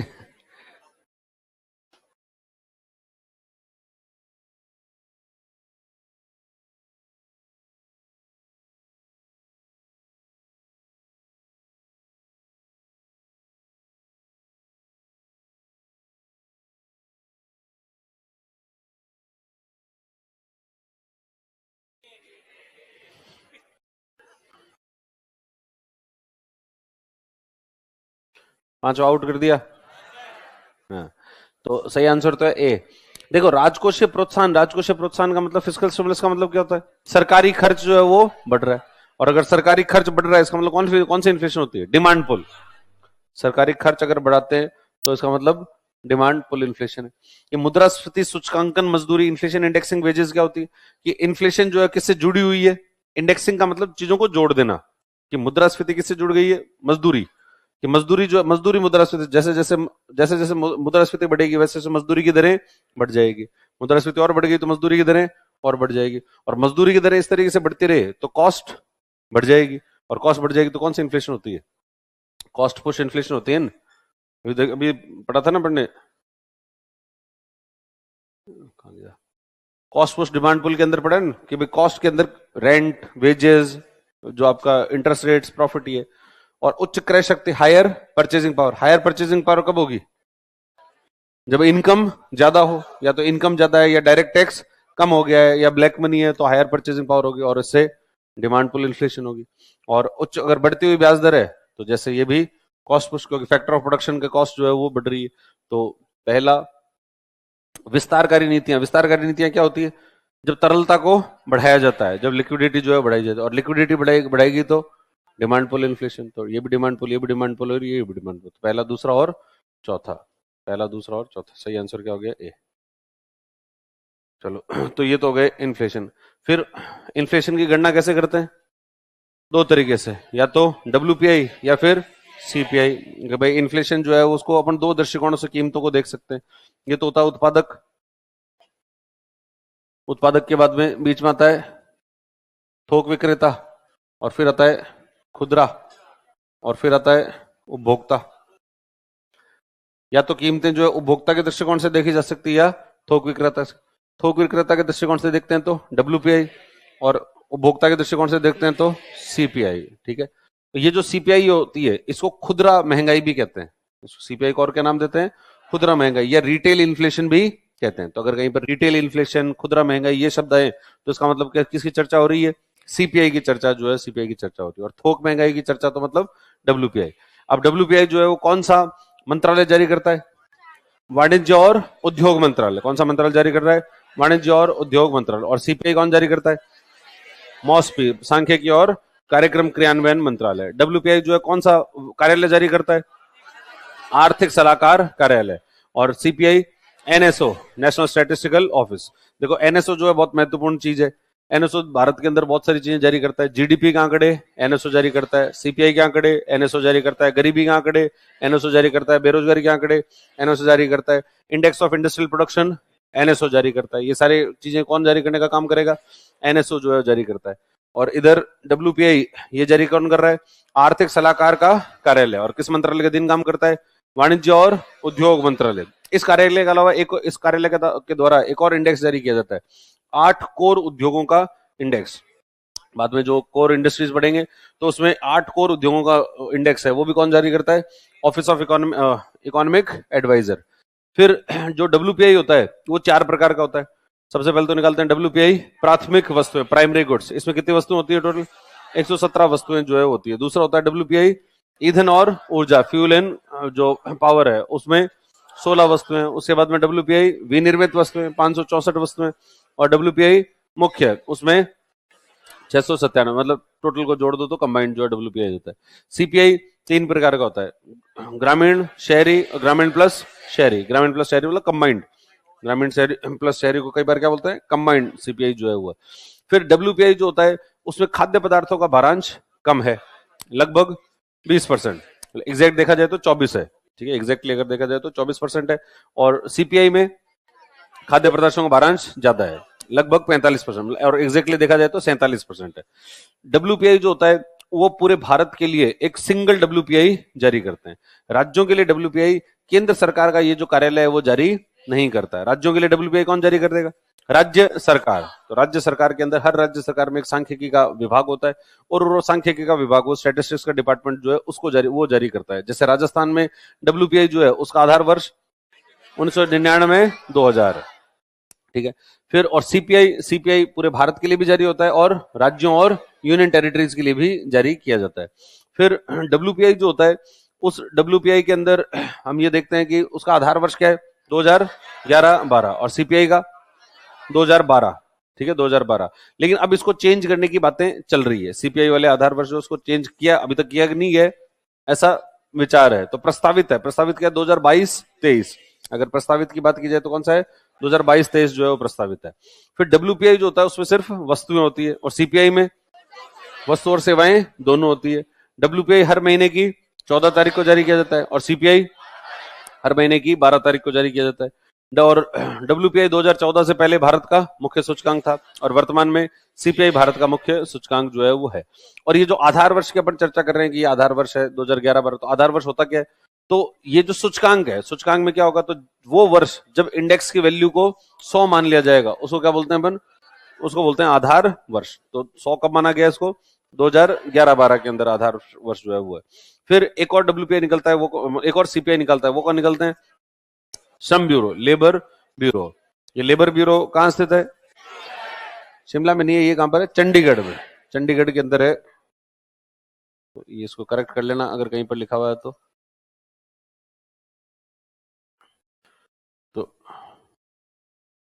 श्रम ब्यूरो चंडीगढ़ में, श्रम मंत्रालय के अधीन काम करता है श्रम ब्यूरो। ये श्रमिकों के दृष्टिकोण से, जो लेबर है उसके पॉइंट ऑफ व्यू से जो है वो निकाला करता है। और दो प्रकार का होता है, रूरल और अर्बन। रूरल जो है उसका बेस ईयर 1986-87, और अर्बन का 2016-17। और फिर रूरल में दो प्रकार का होता है, एक तो कृषि मजदूर और ग्रामीण मजदूर, खेती के अंदर जो मजदूर काम कर रहे हैं और उसके अलावा जो मजदूर काम कर रहे हैं। और शहरों में industrial worker, CPI industrial worker जो है वो निकालते हैं। फिर फिर इसके बाद में अभी एक और चर्चा चल रही है पीपीआई की, producer price index. Producer price index क्या होगा भाई, अभी तो क्या कर रहे हैं, इसके दृष्टिकोण से देख रहे हैं। लेकिन अब कुछ लोग, कुछ थिंकर्स ऐसा है, वो मानते हैं कि सब इस डब्ल्यूपीआई को खत्म कर दो, ये डब्ल्यूपीआई को कैलकुलेट करने का कोई अर्थ है नहीं। क्यों नहीं है, क्योंकि डब्ल्यूपीआई सिर्फ वस्तुओं की महंगाई को देख रहा है, और जबकि अर्थव्यवस्था के अंदर 55% कॉन्ट्रीब्यूशन तो सेवाओं का है। आपकी जीडीपी तो 55% तो सेवाओं पर डिपेंडेंट है, और सेवाओं के अंदर क्या मूल्यों में क्या परिवर्तन हुआ वो तो आपका डब्ल्यूपीआई माप ही नहीं रहा है, माप नहीं रहा है, तो ये कोई काम का भी नहीं है। और तो इसलिए क्या करो, कुछ लोग ऐसा मानते हैं कि डब्ल्यूपीआई को खत्म करके हमको महंगाई किसके दृष्टिकोण से देखना चाहिए, उत्पादक। और उत्पादक के दृष्टिकोण से देखेंगे तो इसमें वस्तु भी शामिल होगी और सेवाएं भी शामिल होगी। यूरोपीय देशों के अंदर, यूरोपियन जो कंट्रीज हैं उनके अंदर अभी किसका यूज किया जाता है, इसका यूज किया जाता है, पीपीआई, प्रोड्यूसर प्राइस इंडेक्स। तो भारत में भी ऐसा किया नहीं गया है, लेकिन ऐसी चर्चाएं चल रही है, ऐसी चर्चाएं चल रही है कि डब्ल्यूपीआई को रिप्लेस करके जो है पीपीआई को ले आए। फिर इसमें होता है एक बेस इफेक्ट। जब भी परसेंटेज में कोई चीज कैलकुलेट होगी तो उसमें क्या है, कौन सा इफेक्ट आएगा, बेस इफेक्ट। बेस इफेक्ट क्या है, पिछले वर्ष की कीमतों का प्रभाव है, कि पिछले साल अगर कीमतें ज्यादा थी, अगर पिछले साल कीमतें ज्यादा थी तो वर्तमान वर्ष के अंदर जो इन्फ्लेशन दिखाई देगी वो क्या दिखाई देगी, वो कम दिखाई देगी। और अगर पिछले वर्ष कीमतें कम थी तो वर्तमान वर्ष के अंदर जो कीमतें दिखाई देगी वो ज्यादा दिखाई देगी। तो ये जो इफेक्ट होता है, इस इफेक्ट को क्या बोलते हैं अपन, बेस इफेक्ट, आधार प्रभाव जो है आधार प्रभाव कहा जाता है। तो ये इन्फ्लेशन से जुड़े कुछ कॉन्सेप्ट जो है वो, ये क्वेश्चन देखो,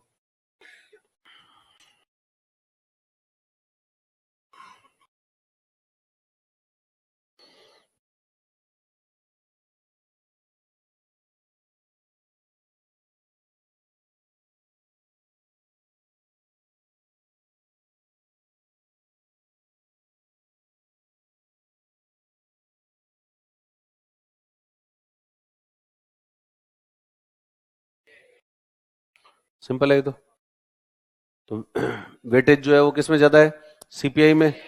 और डब्ल्यूपीआई जो है सेवाओं के अंदर होने वाले परिवर्तनों को तो पकड़ता ही नहीं है, सिर्फ वस्तुओं को ही देखता है। और आरबीआई ने अभी किसको अपना लिया है, सीपीआई को, डब्ल्यूपीआई को नहीं अपनाया, किसको अपनाया है, सीपीआई को। तो 1 एंड 2 जो है वो सही आंसर हो जाएगा।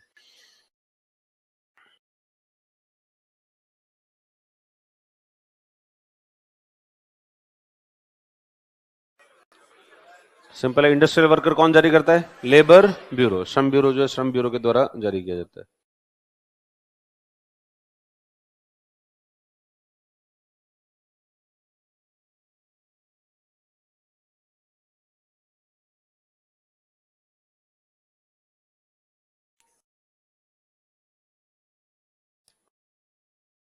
आधार प्रभाव का मतलब क्या होता है, पिछले वर्ष की कीमतों का प्रभाव, तो विगत वर्ष की कीमतों का स्फीति दर की गणना में आया प्रभाव जो होता है वो। अब इन्फ्लेशन के इम्पैक्ट प्रभाव, प्रभाव कैसे हो सकते हैं, पॉजिटिव हो सकते हैं और नेगेटिव। पॉजिटिव इम्पैक्ट तो अगर कुछ हद तक रहे तो पॉजिटिव इम्पैक्ट होती है। पॉजिटिव इम्पैक्ट मतलब जो उत्पादक होते हैं उनको लाभ होता है, अर्थव्यवस्था में निवेश बढ़ता है, जीडीपी बढ़ती है, रोजगार के अवसर सृजित होते हैं और सरकार की टैक्स इनकम है वो भी बढ़ती है। ये तो पॉजिटिव है। फिर इसके काफी सारे नेगेटिव इम्पैक्ट्स हैं। नेगेटिव इम्पैक्ट क्या होगा, तो मुद्रा की क्रय शक्ति कम हो जाएगी, परचेजिंग पावर जो है वो कम हो जाती है। दूसरा, जो लोग सेविंग कर रहे हैं, जो लोग अगर बचत करने वाले लोग हैं उनको होने लगेगा नुकसान, क्योंकि पड़े पड़े उनके पैसों की वैल्यू कम हो रही है, तो बचत करने वालों को नुकसान होता है। खासकर जो रिटायर्ड एम्प्लॉयज हैं या पेंशन धारक हैं उन लोगों को इसके कारण जो है नुकसान होने लगता है। फिर इसके कारण जो इन्फ्लेशन है, इन्फ्लेशन के कारण ऋण वगैरह या आप कहीं पर भी निवेश कर रहे हो तो आपका जो भी रिटर्न आ रहा है उसके ऊपर इसका प्रभाव होने लगता है। जैसे अगर आपने किसी को उधार दिया है तो वो जो ब्याज दर होती है उसको अपन कैलकुलेट करते हैं प्रभावी ब्याज दर, या कहीं पर भी रिटर्न देखेंगे तो प्रभावी इफेक्टिव रिटर्न्स जो है वो होंगे। तो ये क्या होता है प्रभावी ब्याज दर, तो ये होता है ब्याज दर माइनस इन्फ्लेशन। ब्याज दर में से क्या माइनस कर देते हैं, इन्फ्लेशन जो है वो माइनस कर देंगे। तो इसका मतलब आपने अगर किसी को ऋण दिया है तो ऋण देने से आपको जो ब्याज मिलेगा वो ज्यादा मिलेगा कम मिलेगा, कम मिलेगा, जितना अपन सोच रहे हैं उससे कम मिलेगा। जैसे अगर मान लो किसी को अपन ने ब्याज दिया 10% के ऊपर और उस समय महंगाई 15% चल रही है, तो इफेक्टिव इंटरेस्ट रेट कितना है, -5%। मतलब पैसा बढ़ने की बजाय क्या होने लगा, कम हो रहा है। तो बढ़ने की बजाय कम होगा तो ऋण देने वालों को नुकसान होगा, लेकिन ऋण लेने वालों को फायदा होगा। तो इन्फ्लेशन के कारण ऋण देने वालों को तो होता है नुकसान, ऋण लेने वालों को होता है फायदा। बैंक में अगर अपन पैसे जमा करा रहे हैं तो अपन को फायदा होगा कि नुकसान होगा, तो बैंक में अगर पैसे जमा कराएंगे तो उसके कारण भी नुकसान होगा। कि अगर सामान्यतया भी देखे तो अगर बैंक के अंदर अपन सेविंग अकाउंट में पैसा जमा कराते हैं, सेविंग अकाउंट में इंटरेस्ट मिलता है 3%, और इन्फ्लेशन मतलब 4% तो हम वैसे टारगेट ही कर रहे हैं, आरबीआई टारगेट कर रही है 4, तो इसका मतलब -1%। तो बैंक में पड़े पड़े पैसे बढ़ रहे हैं कम हो रहे हैं, तो पैसे जो है वो कम हो रहे हैं। तो अब कम हो रहे हैं तो क्या करें, तो बाहर निकालो। तो जैसे बाहर निकालेंगे तो बैंक के अंदर पैसे कम हो जाएंगे, बैंकों के अंदर डिपॉजिट्स कम हो जाएगी, और बैंकों में डिपॉजिट कम हो गई तो वो लोन कम दे पाएंगे, और लोन कम दे पाएंगे तो अर्थव्यवस्था में निवेश कम होगा। और लोग बाग बैंक से पैसे बाहर निकालेंगे फिर क्या करेंगे, ऐसी जगह निवेश करेंगे जो हम पर इन्फ्लेशन से ज्यादा रिटर्न्स मिल रहे हो। तो जैसे उसने शेयर मार्केट में निवेश किया या कोई म्यूचुअल फंड में निवेश किया, कहीं और निवेश किया, तो जैसे ऐसी जगह निवेश करो, जैसे मान लो म्यूचुअल फंड में निवेश कर दिया, तो म्यूचुअल फंड में कितना मिल रहा है, सपोज 12%, उसको लगेगा कि हाँ अब अपन को फायदा हो रहा है, 8% का इफेक्टिव फायदा जो है हो रहा है। लेकिन अगर इन्फ्लेशन और बढ़ गई और ये बढ़कर ये 12% हो गई तो कुछ भी फायदा नहीं हो रहा, तो क्या करना पड़ेगा, फिर किसी दूसरी जगह निवेश करो, ऐसी जगह निवेश करो जहां पर और ज्यादा रिटर्न आ सके। तो लेकिन जैसे जैसे आप रिटर्न को चेज करने लगोगे वैसे वैसे रिस्क बढ़ती जाएगी, जैसे जैसे रिटर्न्स बढ़ेंगे वैसे वैसे क्या बढ़ेगी, रिस्क। तो जो इन्वेस्टर्स होते हैं उन इन्वेस्टर्स की रिस्क बढ़ जाती है। तो अब अगर कोई आदमी बुढ़ापे में है तो वो रिस्क नहीं लेना चाहता, तो उसको लेनी पड़ रही है। क्यों लेनी पड़ रही है, महंगाई के कारण। तो महंगाई पर फिर रिस्क लोगे तो उससे क्या होगा भाई, इन्फ्लेशन के कारण धीरे धीरे पैसे कम हो रहे थे, हाई रिस्क लोगे तो एकदम से हो जाएंगे, तो वो गड़बड़ हो जाएगी। तो ये जो है इन्फ्लेशन के कारण ये दिक्कतें होती है। फिर इन्फ्लेशन के कारण काला बाजारी की प्रवृत्तियां बढ़ जाती है। काला बाजारी क्या होती है, स्टॉक कर लेना, चीजों को स्टॉक कर लेना, स्टॉक करके और फिर उनको ब्लैक में बेचना। फिर दूसरा जो है वो इन्फ्लेशन के कारण जो लोग औपचारिक, सबसे नकारात्मक प्रभाव होता है गरीब परिवारों पर, क्योंकि उन गरीब परिवारों के लिए उनकी कॉस्ट ऑफ लिविंग जो है वो बहुत ज्यादा बढ़ जाती है, और वो फिर वो क्या करेंगे, वो पलायन करेंगे, उनका माइग्रेशन होता है। हाई इन्फ्लेशन की रेट्स जगह से वो लो इन्फ्लेशन वाली जगह पर, अगर अर्बन इन्फ्लेशन ज्यादा चल रही है, शहर में इन्फ्लेशन ज्यादा है, तो वो गांव में चले जाएंगे, या फिर सेमी अर्बन एरिया जो होगा सेमी अर्बन एरिया में चले जाएंगे। और फिर जो लोग रोजगार कर रहे हैं उसके अंदर भी नकारात्मक प्रभाव होता है। किसके ऊपर, क्योंकि रोजगार के अंदर दो प्रकार के रोजगार है, एक तो फॉर्मल फॉर्मल एम्प्लॉयमेंट और एक इनफॉर्मल।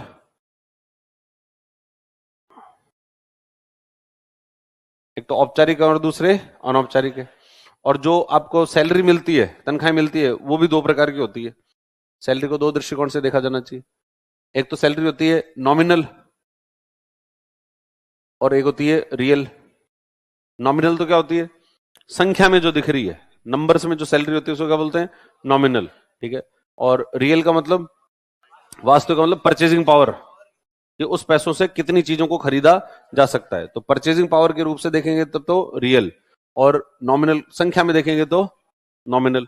ठीक है, तो अब क्या होता है कि जो इनफॉर्मल सेक्टर के लोग होते हैं, इनको क्या महंगाई का भत्ता नहीं मिलता, इनको जो है इन्फ्लेशन का कोई भी रिलीफ नहीं मिल रहा। रिलीफ नहीं मिलने के कारण क्या होता है कि इनकी नॉमिनल इनकम तो वो की हो रहती है। जैसे अगर किसी व्यक्ति की 20,000 रुपए तनख्वाह है, तो अभी भी कितनी है? 20,000।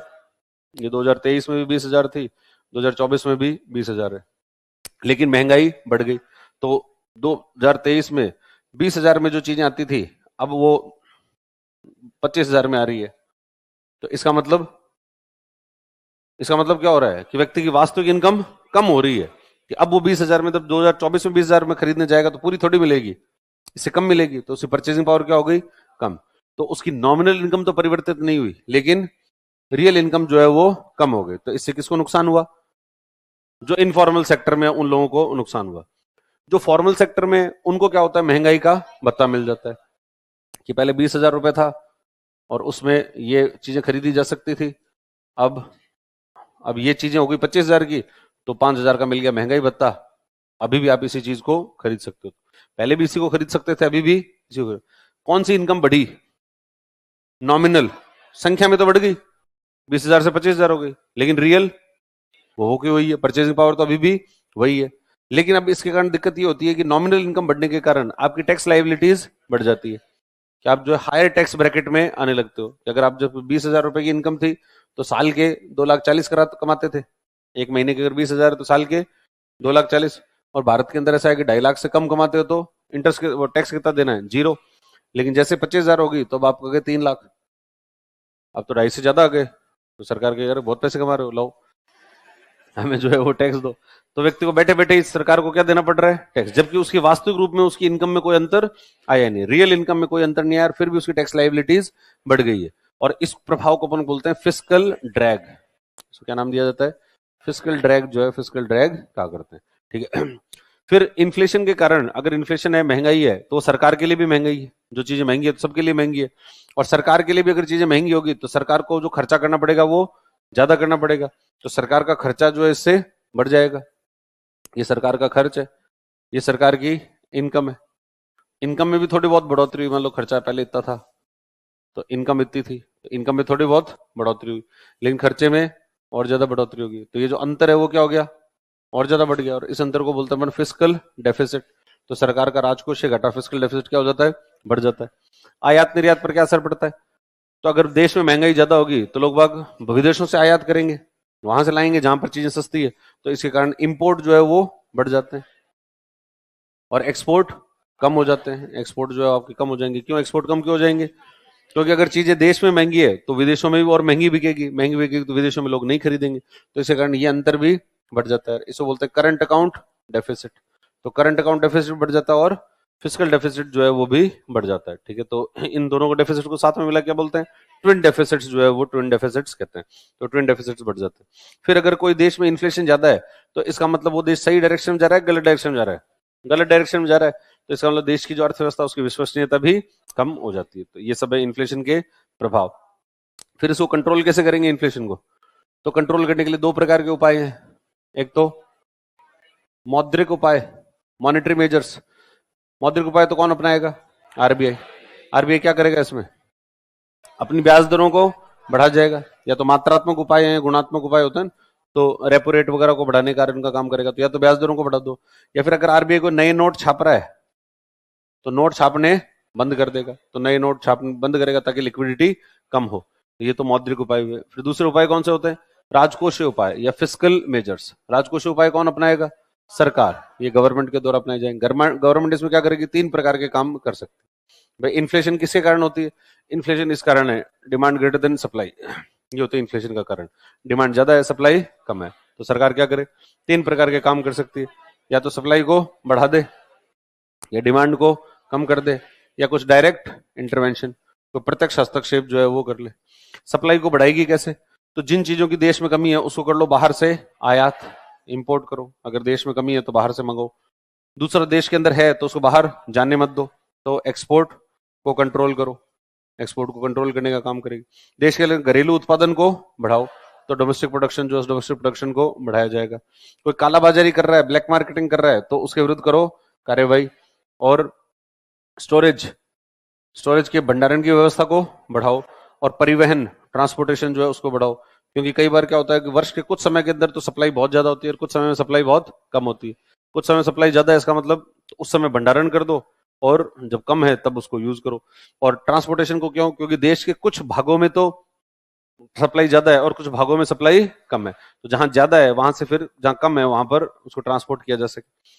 डायरेक्ट डिमांड को कम कैसे करेगी सरकार? तो डिमांड को कम करने के लिए एक तो अगर सरकार खुद खर्चा ज्यादा कर रही है, सरकारी खर्च है, फिस्कल स्टिमुलस वगैरह दिया हुआ है, सरकारी खर्च है, तो गवर्नमेंट अपने एक्सपेंडिचर को कम कर दे, तो सरकार अपने खर्चे को कम करे।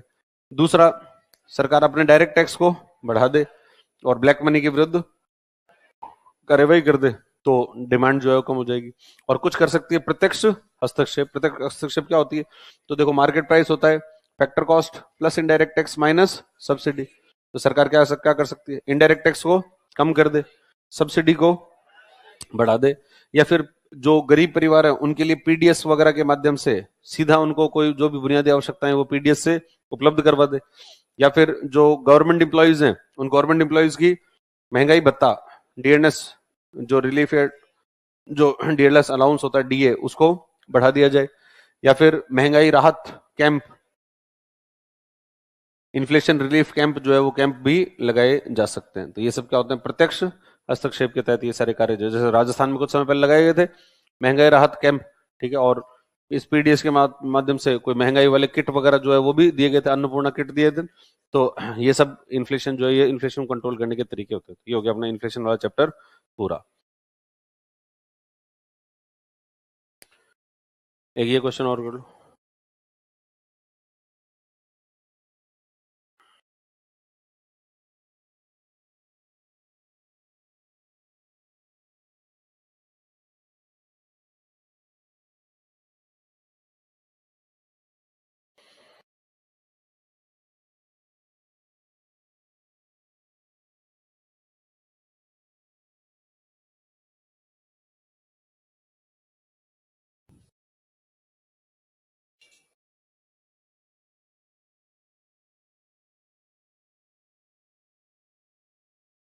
देखो, मुद्रास्फीति, इन्फ्लेशन बेनिफिट्स, डेटर। डेटर कौन होते हैं?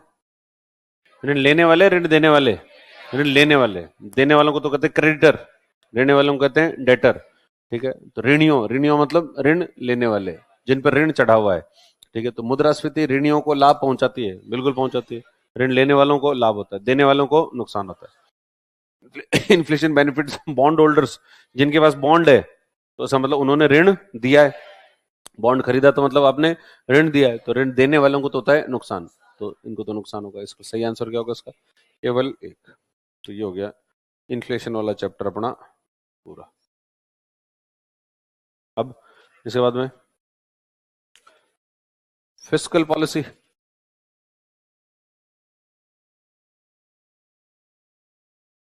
राजकोषीय नीति। राजकोषीय नीति क्या होती है?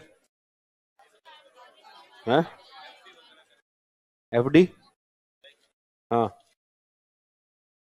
एफडी वाले को इन्फ्लेशन कितनी चल रही है उसके आधार पर होगा। एफडी पे इंटरेस्ट रेट कितना मिलता है? 7%। इन्फ्लेशन 7 के साथ ही चल रही है तो कोई बेनिफिट नहीं है।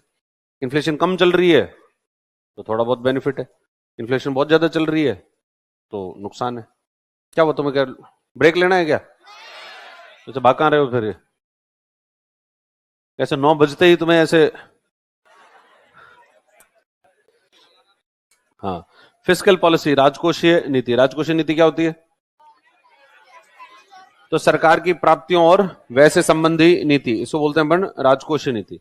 और राजकोषीय नीति जो है वो किसके माध्यम से अभिव्यक्त की जाती है? बजट। बजट के माध्यम से। हालांकि बजट शब्द का प्रयोग बजट शब्द का प्रयोग जो है वो इसके अंदर संविधान में नहीं किया गया है, ठीक है। संविधान में कौन सा है शब्द? वार्षिक वित्तीय विवरण, एनुअल फाइनेंशियल स्टेटमेंट। फिर बजट से जुड़े हुए कुछ फैक्ट्स जो है वो देख लें कि भारत के अंदर सबसे पहला बजट जो है कब पेश किया गया था? भारत का पहला बजट 1860 में। किसने किया था? जेम्स विल्सन ने, ठीक है। और फिर 1924 में, अरे तुमको सबको जाना है तो ब्रेक ही ले लो ना फिर, ऐसे क्या पंचायती कर रहे हो? भाग भाग के सब। हाँ, क्या नहीं नहीं, तो तुम अपनी मर्जी से कैसे बोल रहे हो, बाकी को तो वो सुनो। हद है। इनको भागना है तो भागने दो इनको। चलो ब्रेक ले लो एक थोड़ा, फिर जो फिर ये देखते हैं फिर।